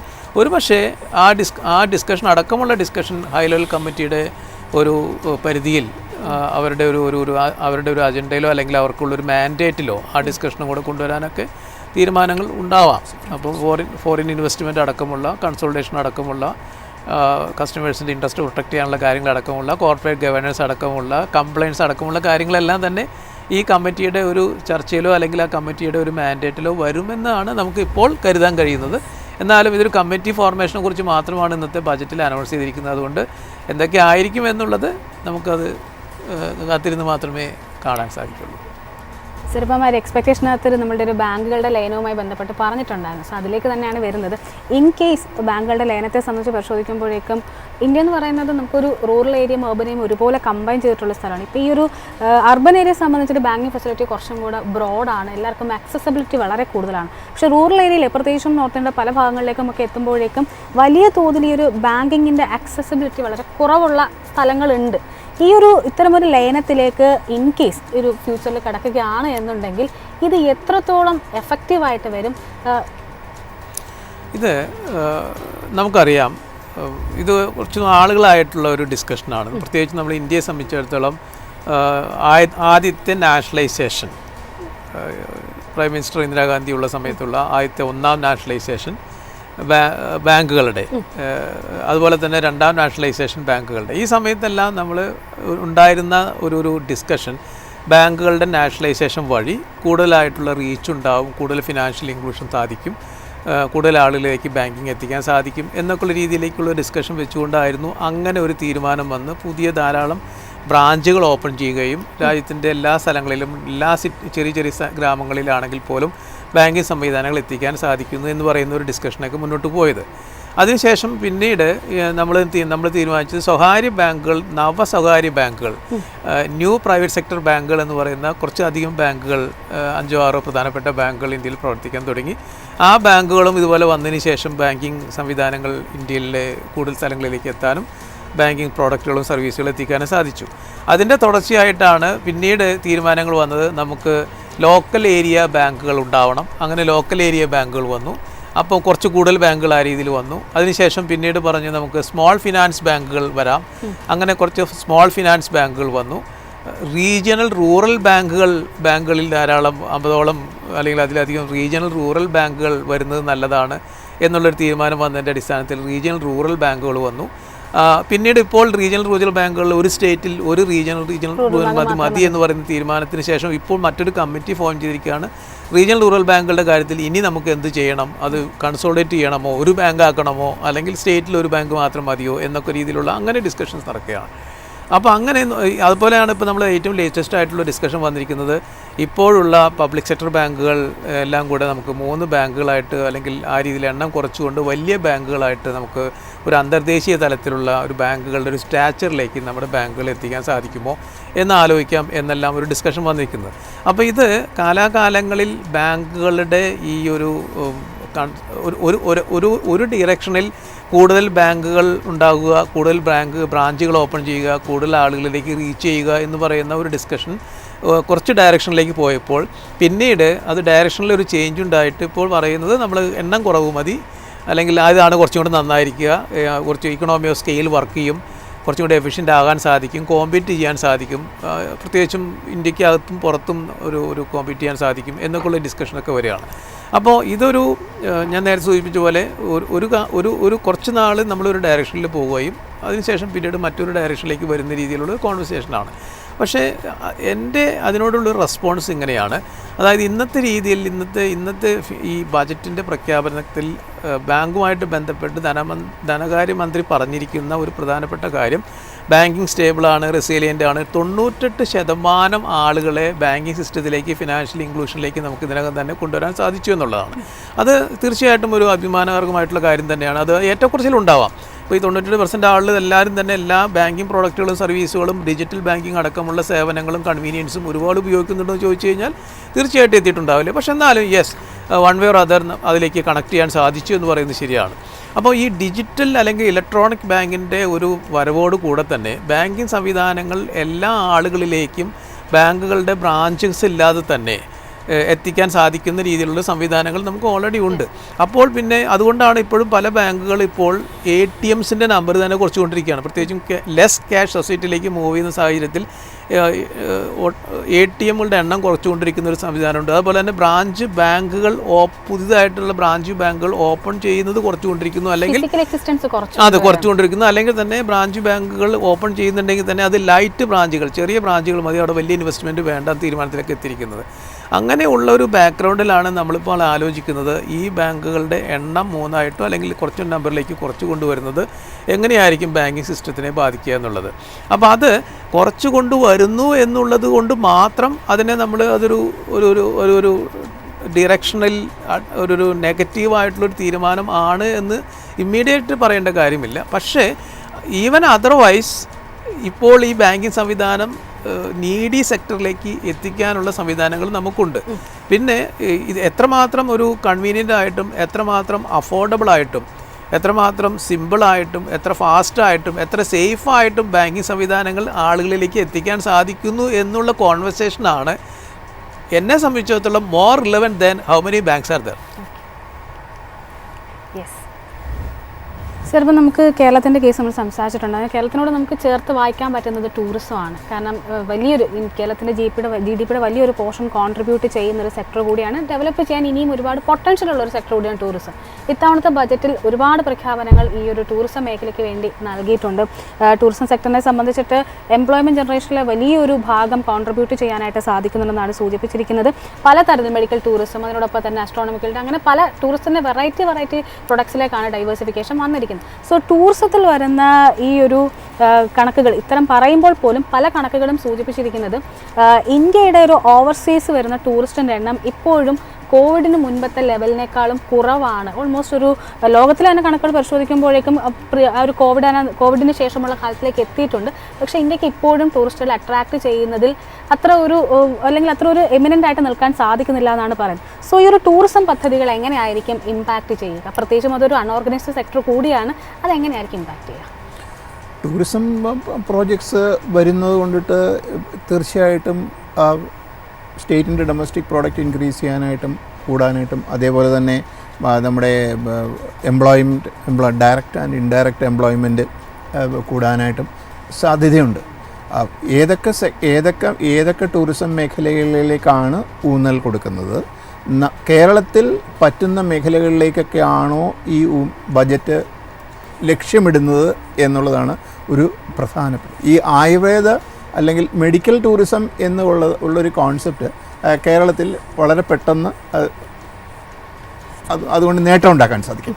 പക്ഷേ മറ്റുള്ള മേഖലകളിൽ കേരളം എവിടെ നിൽക്കുന്നു എന്നുള്ളതാണ് നമ്മൾ നോക്കണം. നമ്മളിതിനെക്കാട്ടും ഒക്കെ പ്രധാനപ്പെട്ട കേരളം എന്തുമാത്രമാണ് റെസ്പോൺസിബിൾ ടൂറിസത്തിലേക്ക് നിൽക്കുന്നത് എന്നുള്ളതും, എന്തുകൊണ്ടാണ് കേരളത്തിനെ ഒഴിവാക്കിയ ആൾക്കാർ പോകുന്നത് എന്നുള്ളതും, ഇന്ത്യയെ ഒഴിവാക്കി പോകുന്ന എന്താണ് കാരണം എന്നുള്ളതും. ഇന്ത്യയിൽ ഈ സംവിധാനങ്ങളില്ലാഞ്ഞിട്ടല്ല, അട്രാക്റ്റീവ് പ്ലേസസ് ഇല്ലാഞ്ഞിട്ടല്ല, വേറെ ചില പ്രശ്നങ്ങൾ ഇതിനകത്ത് നിലനിൽക്കുന്നത് കൊണ്ടിട്ടാണ് ഈ പ്രശ്നങ്ങളെല്ലാം വരുന്നത്. കോവിഡിന് മുൻപുള്ള അല്ലെങ്കിൽ പ്രീ കോവിഡ് ലെവലിലേക്ക് ഇന്ത്യയിലേക്ക് എത്താൻ സാധിക്കാറുണ്ട്. പ്രോജക്റ്റ് എപ്പോഴും നല്ലതാണ്, പ്രോജക്റ്റ് കൊണ്ടുവരുന്നതുകൊണ്ട് എപ്പോഴും നല്ലതായിരിക്കും. അതുകൊണ്ടിട്ടുള്ള നേട്ടങ്ങൾ കേരളത്തിന് കിട്ടുവാണെങ്കിൽ കേരളത്തിന് എടുക്കാവുന്ന പ്രോജക്റ്റുകൾ എടുത്ത് ചെയ്യുന്നത്, പ്രത്യേകിച്ച് ഒരു അഡ്വാൻറ്റേജ് എന്താണെന്ന് വെച്ചാൽ എളുപ്പം വളരെ വേഗത്തിൽ ഈ പ്രൈവറ്റ് സെക്ടറുമായിട്ട് ലിങ്ക് ചെയ്ത് കൊണ്ടുവരാവുന്നൊരു ഏരിയയാണ് ടൂറിസം എന്നുള്ളത്. വേറെ ഒരു മേഖലയിലും കേരളത്തിൽ അത്ര പെട്ടെന്ന് കൊണ്ടുവരാനായിട്ട് സാധിക്കില്ല. ആ ഒരു കാഴ്ചപ്പാട് നമ്മൾ തീർച്ചയായിട്ടും കേരളത്തിന് ബെനിഫിറ്റുകൾ ഉണ്ടായിക്കൂടാകുന്നില്ല, ഉണ്ടാകാം, തീർച്ചയായിട്ടും ഉണ്ടാവേണ്ടതാണ് അതുകൊണ്ടിട്ടുള്ളത്. സർ, അതിനോടൊപ്പം നമ്മൾ നേരത്തെ സൂചിപ്പിച്ചിട്ടുണ്ടായിരുന്നു MSME സെക്ടറിൻ്റെ ഒരു കേസ്. MSME സെക്ടറിൻ്റെ ഒരു വളർച്ചയ്ക്കായിട്ട് ഓൾമോസ്റ്റ് എനിക്ക് തോന്നുന്നു 10,000 crores അലോക്കേറ്റ് ചെയ്തിരിക്കുന്നത്. ഡയറക്റ്റ്ലി ബാങ്കുകളുമായിട്ട് വളരെയധികം ലിങ്ക് ചെയ്തിരിക്കുന്ന ഒരു സെക്ടർ കൂടിയാണ്. സോ ഈ ഒരു MSME സെക്ടറിൽ ഇത്തരമൊരു അലോക്കേഷൻ വരുന്നത് ബാങ്കുകളുടെ ഒരു ഹെൽത്തിനെസ്സിന് എങ്ങനെയായിരിക്കും, അല്ലെങ്കിൽ ബാങ്കുകൾക്ക് എത്രത്തോളം എഫക്റ്റ് ചെയ്യും? MSMEയിലേക്ക് എത്രമാത്രം ഒരു ഫോക്കസ് കൊടുക്കുന്നോ, എത്രമാത്രം പുഷ് കൊടുക്കുന്നോ, അത് തീർച്ചയായിട്ടും ഒരു രാജ്യത്തിൻ്റെ വളർച്ചയെ വളരെ സ്വാധീനിക്കുന്ന, വളരെ പോസിറ്റീവായിട്ട് മുന്നോട്ട് കൊണ്ടുപോകുന്ന കാര്യമായിരിക്കും. നമുക്കറിയാം MSME ഒരു ലാർജ് എംപ്ലോയ്മെൻറ്റ്, ധാരാളം ആളുകൾക്ക് തൊഴിലവസരങ്ങൾ നൽകുന്ന ഒരു സെക്ടറാണ്. അതുപോലെ തന്നെ അത് ഒരുപാട് ആളുകളെ കവർ ചെയ്യുന്ന, ഇന്ത്യൻ പോപ്പുലേഷനിൽ ഇപ്പോൾ നമ്മൾ 140-150 കോടി ആളുകളെന്ന് പറയുന്നതിൽ അതിൽ ഒരുപാട് ആളുകളെ ഉൾക്കൊള്ളുന്ന ഒരു ഏരിയയാണ് MSME, micro small medium industries എല്ലാം കൂടെ കവർ ചെയ്യുന്നത്. അപ്പോൾ അതുകൊണ്ട് നമ്മളെപ്പോഴും പറയുന്നത് നമ്മുടെ ഇന്ത്യ ജീവിക്കുന്നത് ഗ്രാമങ്ങളിലാണ് എന്ന് നമ്മൾ നേരത്തെ മുതൽ തന്നെ നമ്മൾ പറയുന്നതും യഥാർത്ഥത്തിലുള്ളതാണ്. അപ്പോൾ അവിടെ എല്ലാം തന്നെ ഈ സ്മോൾ മൈക്രോ മീഡിയം ഇൻഡസ്ട്രീസിൻ്റെ ഒരു വളർച്ചയും അതിൻ്റെ അത് ബിൽഡ് ചെയ്ത് കൊണ്ടുവരുന്നതും ഡെവലപ്പ് ചെയ്ത് കൊണ്ടുവരുന്നതും വളരെ ഇമ്പോർട്ടൻ്റ് ആയിട്ടുള്ള കാര്യം തന്നെയാണ്. അപ്പോൾ അവിടെ അങ്ങനെയുള്ള രീതി, അതുകൊണ്ടാണ് ഞാൻ നേരത്തെ സൂചിപ്പിച്ചത്, നമുക്ക് പ്രത്യേകിച്ചും ഒരു ഇൻ്റർനാഷണൽ ലെവലിലൊക്കെ നമുക്ക് ഒരു കൺസപ്ഷൻ ഏരിയയിലാണെങ്കിലും അല്ലെങ്കിൽ എക്സ്പോർട്ട് ഏരിയയിലൊക്കെ ആണെങ്കിലും ബുദ്ധിമുട്ട് വന്നിരിക്കുന്ന സാഹചര്യത്തിൽ നമുക്കൊരു സെൽഫ് ഡിപ്പെൻഡൻസി കൊണ്ടുവരാനായിട്ട് ലാർജ് കോർപ്പറേറ്റ്സിൻ്റെ ലാർജ് ആയിട്ടുള്ള ഇൻസ്റ്റിറ്റ്യൂഷൻസിൻ്റെയും ഇൻഡസ്ട്രീസിൻ്റെയും സപ്പോർട്ടിനോടൊപ്പം തന്നെ ഒരു പക്ഷേ അതിനേക്കാൾ കൂടുതലായിട്ട് നമുക്ക് സപ്പോർട്ട് ചെയ്ത് കൊണ്ടുവരേണ്ട ഏരിയ തന്നെയാണ് MSME ഏരിയ. അങ്ങനെ നോക്കുമ്പോൾ അവിടെ 10,000 കോടി രൂപയുടെ ഒരു അഡീഷണൽ സപ്പോർട്ടാണ് ഇപ്പോൾ ഇന്നത്തെ ബജറ്റിൽ അനൗൺസ് ചെയ്തിരിക്കുന്നത്. അതൊരു അഡീഷണൽ ഒരു സപ്പോർട്ടായിട്ട് പറഞ്ഞിട്ടുണ്ട്. അതുകൂടാതെ ഒരു മറ്റു രീതിയിലുള്ള ഒരു ഏരിയയിലും കൂടെ സപ്പോർട്ട് ചെയ്യാം എന്നുള്ള രീതിയിലുള്ള ഒരു അനൗൺസ്മെൻ്റ് ഉണ്ട്. പക്ഷേ നമ്മൾ MSMEയിലേക്ക് ആ സപ്പോർട്ട് വരുന്നത് തീർച്ചയായിട്ടും നേരത്തെ സൂചിപ്പിച്ച പോലെ MSCയുടെ വളർച്ചയെ സഹായിക്കും. അവിടേക്ക് ബാങ്കുകൾക്ക് എന്തായാലും ഒരു കണക്ട് ചെയ്യാൻ സാധിക്കും. മാത്രമല്ല ഒരു കാര്യം, MSMEയുടെ ഡെഫിനിഷൻ കഴിഞ്ഞ ബജറ്റിൽ ഒരു ചേഞ്ച് വരുത്തിയിരുന്നു. ആ ചേഞ്ചിൽ ഇത്തവണ ഡെഫിനിഷനിൽ മാറ്റം വരുത്തിയിട്ടില്ല, അവിടെ തന്നെ നിലനിർത്തിയിരിക്കുകയാണ്. അപ്പോൾ അവിടെ കുറേ കൂടെ ഒരു ബെറ്റർ ആയിട്ടുള്ളൊരു ഡെഫിനേഷനോ സപ്പോർട്ട് ഉണ്ടായിരുന്നു. MSMEയുടെ ഒരു ക്ലാസിഫിക്കേഷനിൽ ഡെഫിനേഷനിൽ ഉണ്ടായിരുന്നെങ്കിൽ നല്ലത് എന്നൊരു തോട്ടും ഉണ്ടായിരുന്നു ഈ പ്രീ ബജറ്റ് ടൈമിൽ. പക്ഷേ അതുണ്ടായിട്ടില്ല. പക്ഷേ സപ്പോർട്ട് ചെയ്യുന്നുണ്ടെങ്കിൽ പോലും ഈ 10,000 കോടി രൂപ സപ്പോർട്ട് ചെയ്യുന്നത് ഈ ഇന്ത്യയിലുള്ള ആകമാനം MSCകൾക്ക് കൂടിയാണ്. അങ്ങനെ ഓർക്കണം. തീർച്ചയായിട്ടും ഫോക്കസ് ഉണ്ട്, ഉള്ളത് തീർച്ചയായിട്ടും നല്ലത് തന്നെയാണ്. പക്ഷേ നമ്മൾ നോക്കുന്ന സമയത്ത് അത്രയ്ക്കും ഒരു സപ്പോർട്ട് മതിയോ? MSME സെഗ്മെൻറ്റിൻ്റെ ഒരു ഗ്രോത്തിനും സപ്പോർട്ടിനും വളർച്ചയ്ക്കും ഇന്ത്യ ആഗ്രഹിക്കുന്ന രീതിയിലേക്കുള്ളൊരു അത്രമാത്രം ഒരു സപ്പോർട്ട് മതിയോ എന്നുള്ളൊരു കാര്യം നമ്മൾ ഒന്നുകൂടെ ഒരു റീവിസിറ്റിന് സ്കോപ്പുള്ളൊരു ഏരിയയാണ്. ബാങ്കുകളെ സംബന്ധിച്ചിടത്തോളം ഇതൊരു അഡീഷണൽ ഒരു ഓപ്പർച്യൂണിറ്റി കൂടിയതാണ്. MSMEക്ക് ഇത്രയും ഒരു സപ്പോർട്ട് അഡീഷണലായിട്ട് ബജറ്റിൽ വരുന്നു. ആ സപ്പോർട്ടിനെ കണക്ട് ചെയ്തുകൊണ്ട് കൂടുതലായിട്ടുള്ള ലെൻഡിങ് ഓപ്പർച്യൂണിറ്റീസോ അല്ലെങ്കിൽ ബിസിനസ് ഓപ്പർച്യൂണിറ്റീസോ എല്ലാം തീർച്ചയായിട്ടും ബാങ്കുകൾക്കുണ്ടാവും. ബാങ്കുകൾ അതൊരു ഓപ്പർച്യൂണിറ്റി ആയിട്ട് തന്നെയായിരിക്കും കാണുന്നത്. ഹരിസാർ ഇപ്പം ഇതിനൊരു സപ്പോർട്ട് അതിലേക്ക് തന്നെയാണ് വരുന്നത്. ഹരിസാർ ഇപ്പം നമ്മുടെ ബാബു സാറ് പറഞ്ഞിട്ടുണ്ടായിരുന്നു, അതായത് ഇന്ത്യയിൽ ആകമാനമുള്ള MSMEകൾക്ക് വേണ്ടിയിട്ടാണ് ഈ 10,000 കോടി രൂപ അലോക്കേറ്റ് ചെയ്തിരിക്കുന്നത്. ഒരുപക്ഷെ വലിയ തോതിൽ പൊട്ടൻഷ്യൽ ഉള്ള, ഇന്ത്യനെ വലിയ തോതിൽ ഉയർച്ചയിൽ കൊണ്ടുപോകാൻ സാധ്യതയുള്ളൊരു കരുത്തുള്ളൊരു സെക്ടർ കൂടിയാണ്. സോ ഈ ഒരു അലോക്കേഷൻ വല്ലാതെ കുറഞ്ഞു പോയി എന്നൊരു തോന്നൽ താങ്കൾക്കുണ്ടോ? അല്ല, ഈ അലോക്കേഷൻ കുറവാണ്. എപ്പോഴും ഇന്ത്യയിൽ നമ്മൾ കാണേണ്ടതെന്ന് വെച്ചാൽ MSME സെക്ടറാണ് രണ്ട് തരത്തിലെ ഇക്കോണമിയെ ചലിപ്പിക്കാൻ കഴിയുള്ളൂ. ഒന്നെന്ന് പറഞ്ഞാൽ പ്രോഡക്റ്റ് വൈസ്, രണ്ടെന്ന് പറഞ്ഞാൽ എംപ്ലോയ്മെൻറ്റ്. ഇത് രണ്ടും സാധിക്കുന്നത് ഒരു സെക്ടറാണ് ഇത്. ഇപ്പോൾ ഈ MSME സെക്ടറിൽ ഉൽപ്പാദിപ്പിക്കുന്ന പ്രോഡക്ട്സ് എല്ലാം തന്നെ ഡയറക്റ്റ് മാർക്കറ്റിലേക്ക് ചെല്ലണം എന്നില്ല, അത് ഇൻപുട്ടായിട്ട് മാറാനുള്ള സാധ്യത, അല്ലെങ്കിൽ നമ്മൾ പറയുന്ന ലിങ്കേജ് എഫക്റ്റുകൾ അവിടെ വരാനായിട്ടുള്ള വളരെ സാധ്യതയുണ്ട്. അപ്പോൾ അങ്ങനെ നോക്കുമ്പോൾ നമുക്ക് ഈ 10,000 കോടി എന്ന് പറയുന്നത് സഫീഷ്യൻ്റ് ആണെന്ന് എനിക്കൊരിക്കലും ഇല്ല. പിന്നെ അതിനകത്ത് പ്രത്യേകിച്ച് അതിനകത്തൊരു വാക്കിന് മുമ്പ് ഉപയോഗിച്ചിട്ടുണ്ട്, അതാണ് ഞാനൊരു പോയിന്റ്. ഇക്വിറ്റി സപ്പോർട്ട് എന്നാണ് അവർ ഉപയോഗിച്ചിരിക്കുന്ന വാക്ക് അവിടെ.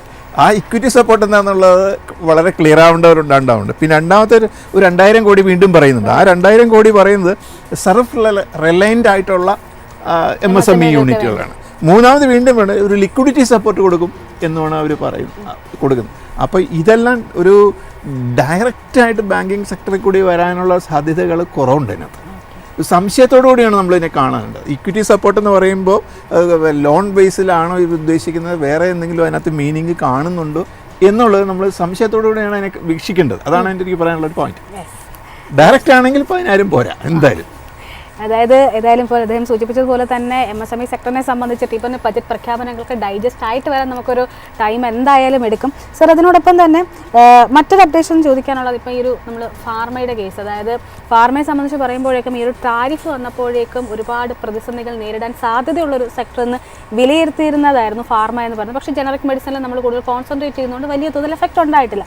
ഏതായാലും ഇനി മുന്നോട്ടേക്ക് വരുമ്പോൾ ഒരുപക്ഷെ ട്രംപിൻ്റെ ഭാഗത്തുനിന്ന് കൂടുതൽ അത്തരം പ്രഖ്യാപനങ്ങൾ, കൂടുതൽ ടാരിഫ് വന്നേക്കാം എന്നൊരു നോഷൻ ഉണ്ടെന്ന് തോന്നുന്നു. അതുകൊണ്ടായിരിക്കും മെഡിക്കൽ ടൂറിസം പോലെയുള്ള പല തരത്തിലാണ് ഫാർമ മേഖലയ്ക്ക് ഒരു പുഷ് വന്നിരിക്കുന്നത്. ബയോ ഫാർമയായിട്ട് വന്നിട്ടുണ്ട്. സോ ഫാർമ സെക്ടറിലുള്ള ഈ ഒരു പുഷിനെ എങ്ങനെയാണ് കാണുന്നത്? ഇന്ത്യയിലെ ഒരു സെൽഫ് റിലയൻസ്, ഫാർമ മേഖലയിൽ ഒരു സെൽഫ് റിലയൻസിലേക്ക് കൊണ്ടുവരാനായിട്ട് ഈ ബജറ്റിലെ പ്രഖ്യാപനങ്ങൾ പര്യാപ്തമാണോ? അല്ല, ഫാർമ സെക്ടറിൽ ഇന്ത്യയിൽ തീർച്ചയായിട്ടും ഒരു പുഷ് കൊടുക്കേണ്ട ഒരു ആവശ്യമുള്ളൊരു മേഖലയാണ്. അപ്പോൾ അത് വളരെ സൂക്ഷിച്ചും ചെയ്യേണ്ടതാണ്. അതായത് MSME സെക്ടറിനൊക്കെ കൊടുക്കുന്ന പോലെ കൊടുക്കാനുള്ളതല്ല, ആ പുഷ് കൊടുക്കേണ്ടത് വളരെ കെയർഫുള്ളായിട്ടാണ് ഫാർമ സെക്ടറിൽ കൊടുക്കേണ്ടത്.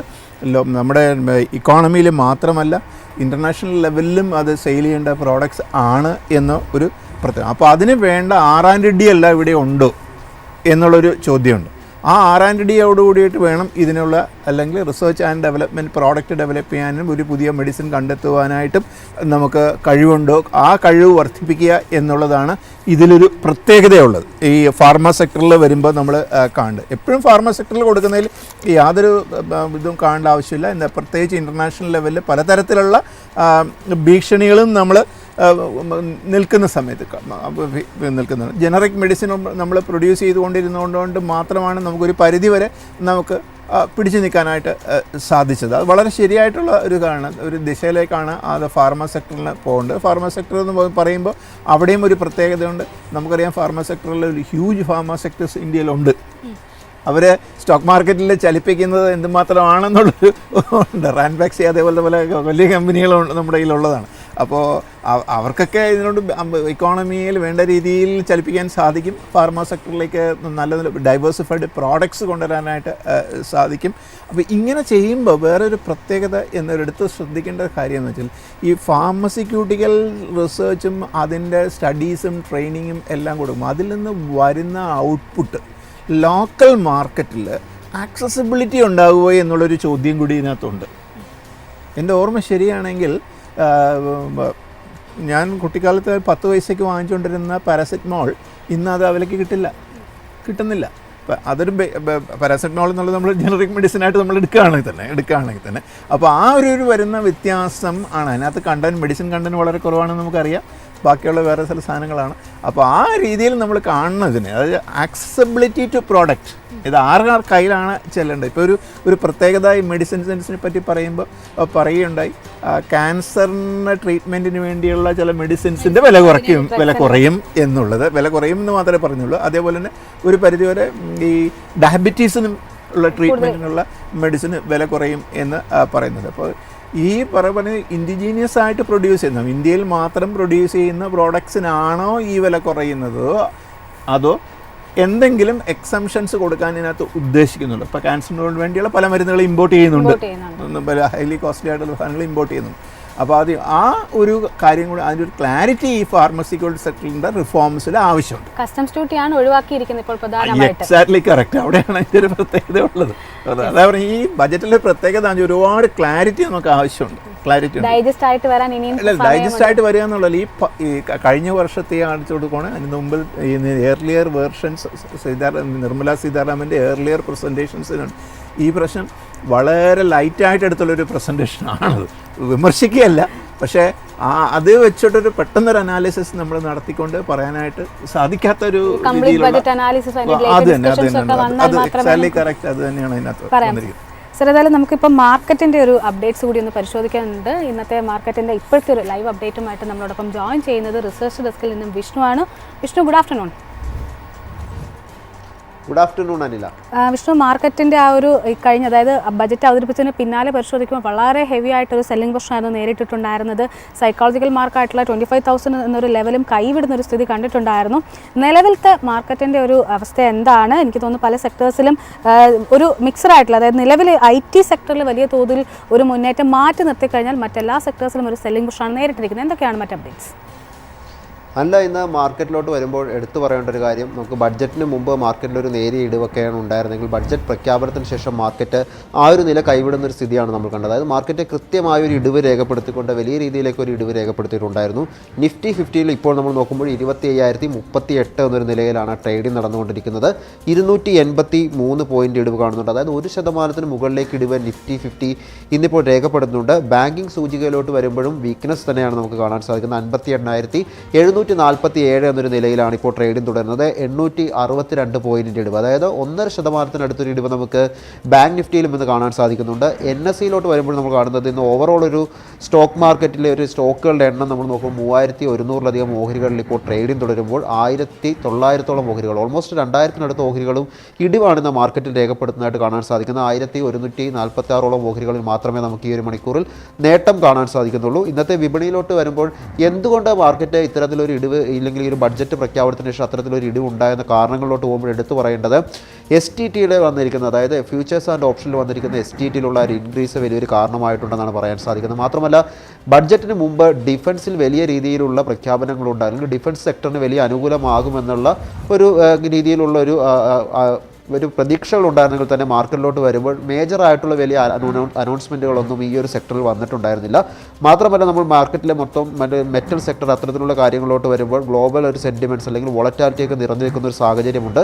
റുപ്പിയുടെ ഒരു വീക്ക്നെസ് സ്റ്റിൽ ഇപ്പോഴും നിലനിൽക്കുന്ന ഒരു സാഹചര്യമുണ്ട്. ഇത്തരത്തിലുള്ള കാര്യങ്ങൾ കൂടാതെ ക്യാപെക്സ് ഫിനാൻഷ്യൽ ഇയർ 2027 ക്യാപെക്സ് നോക്കുമ്പോൾ അനലിസ്റ്റ് എസ്റ്റിമേഷനേക്കാളും താഴെയായിട്ടുള്ള രീതിയിലുമാണ് വന്നതായിട്ട് കണ്ടത്.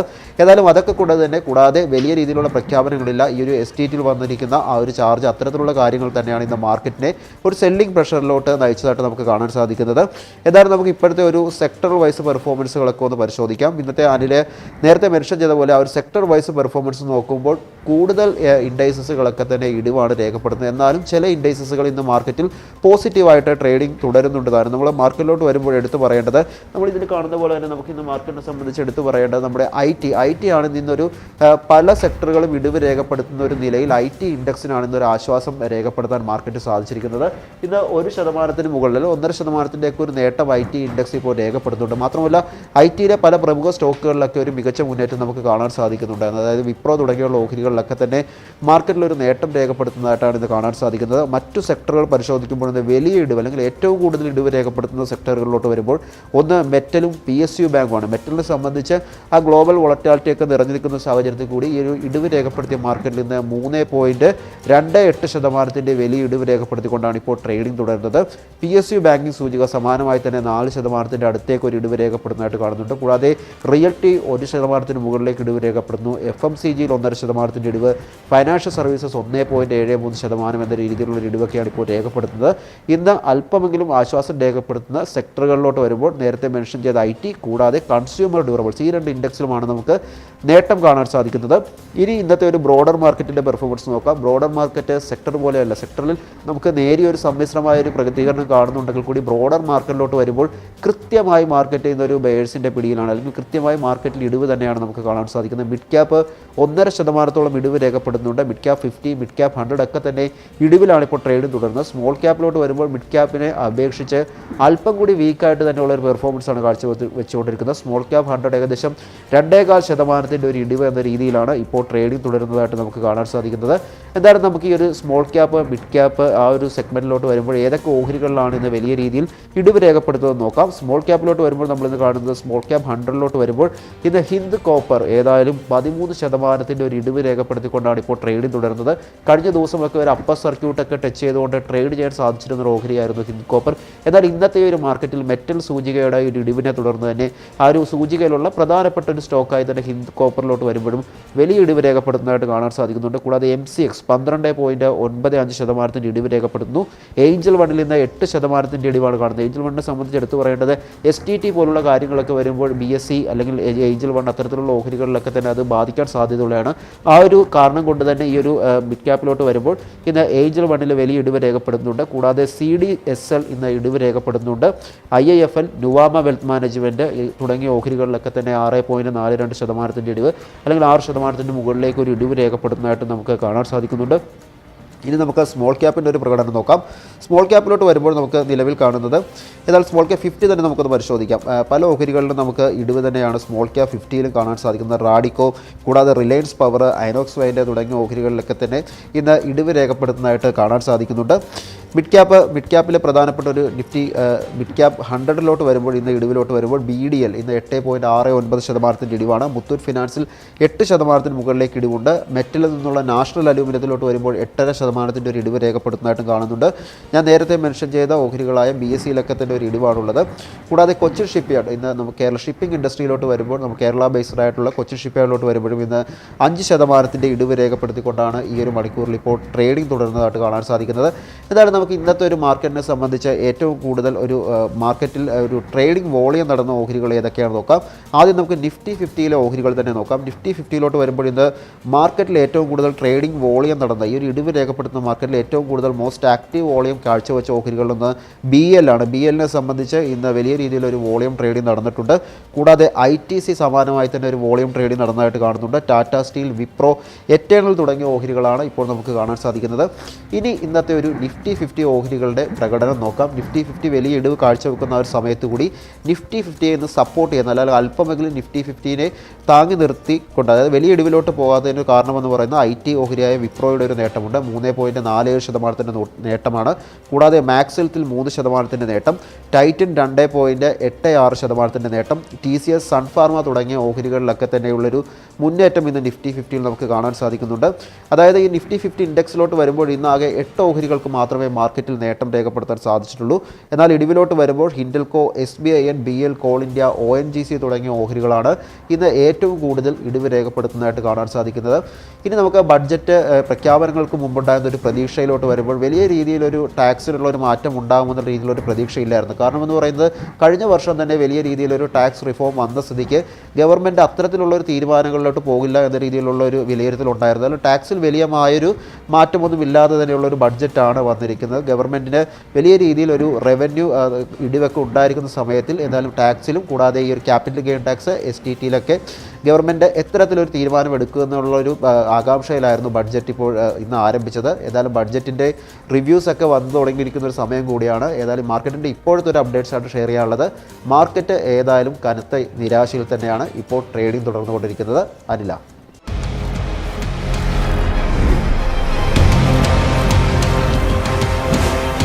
Budget Beyond Digits.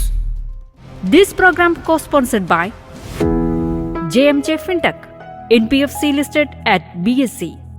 In association with Shalom Mattress, everlasting comfort and durability. എളുപ്പത്തിൽ സമ്പാദ്യം വളർത്താം. ഇന്ന് തന്നെ മൈഫിൻ TV ആപ്പ് ഡൗൺലോഡ് ചെയ്യൂ.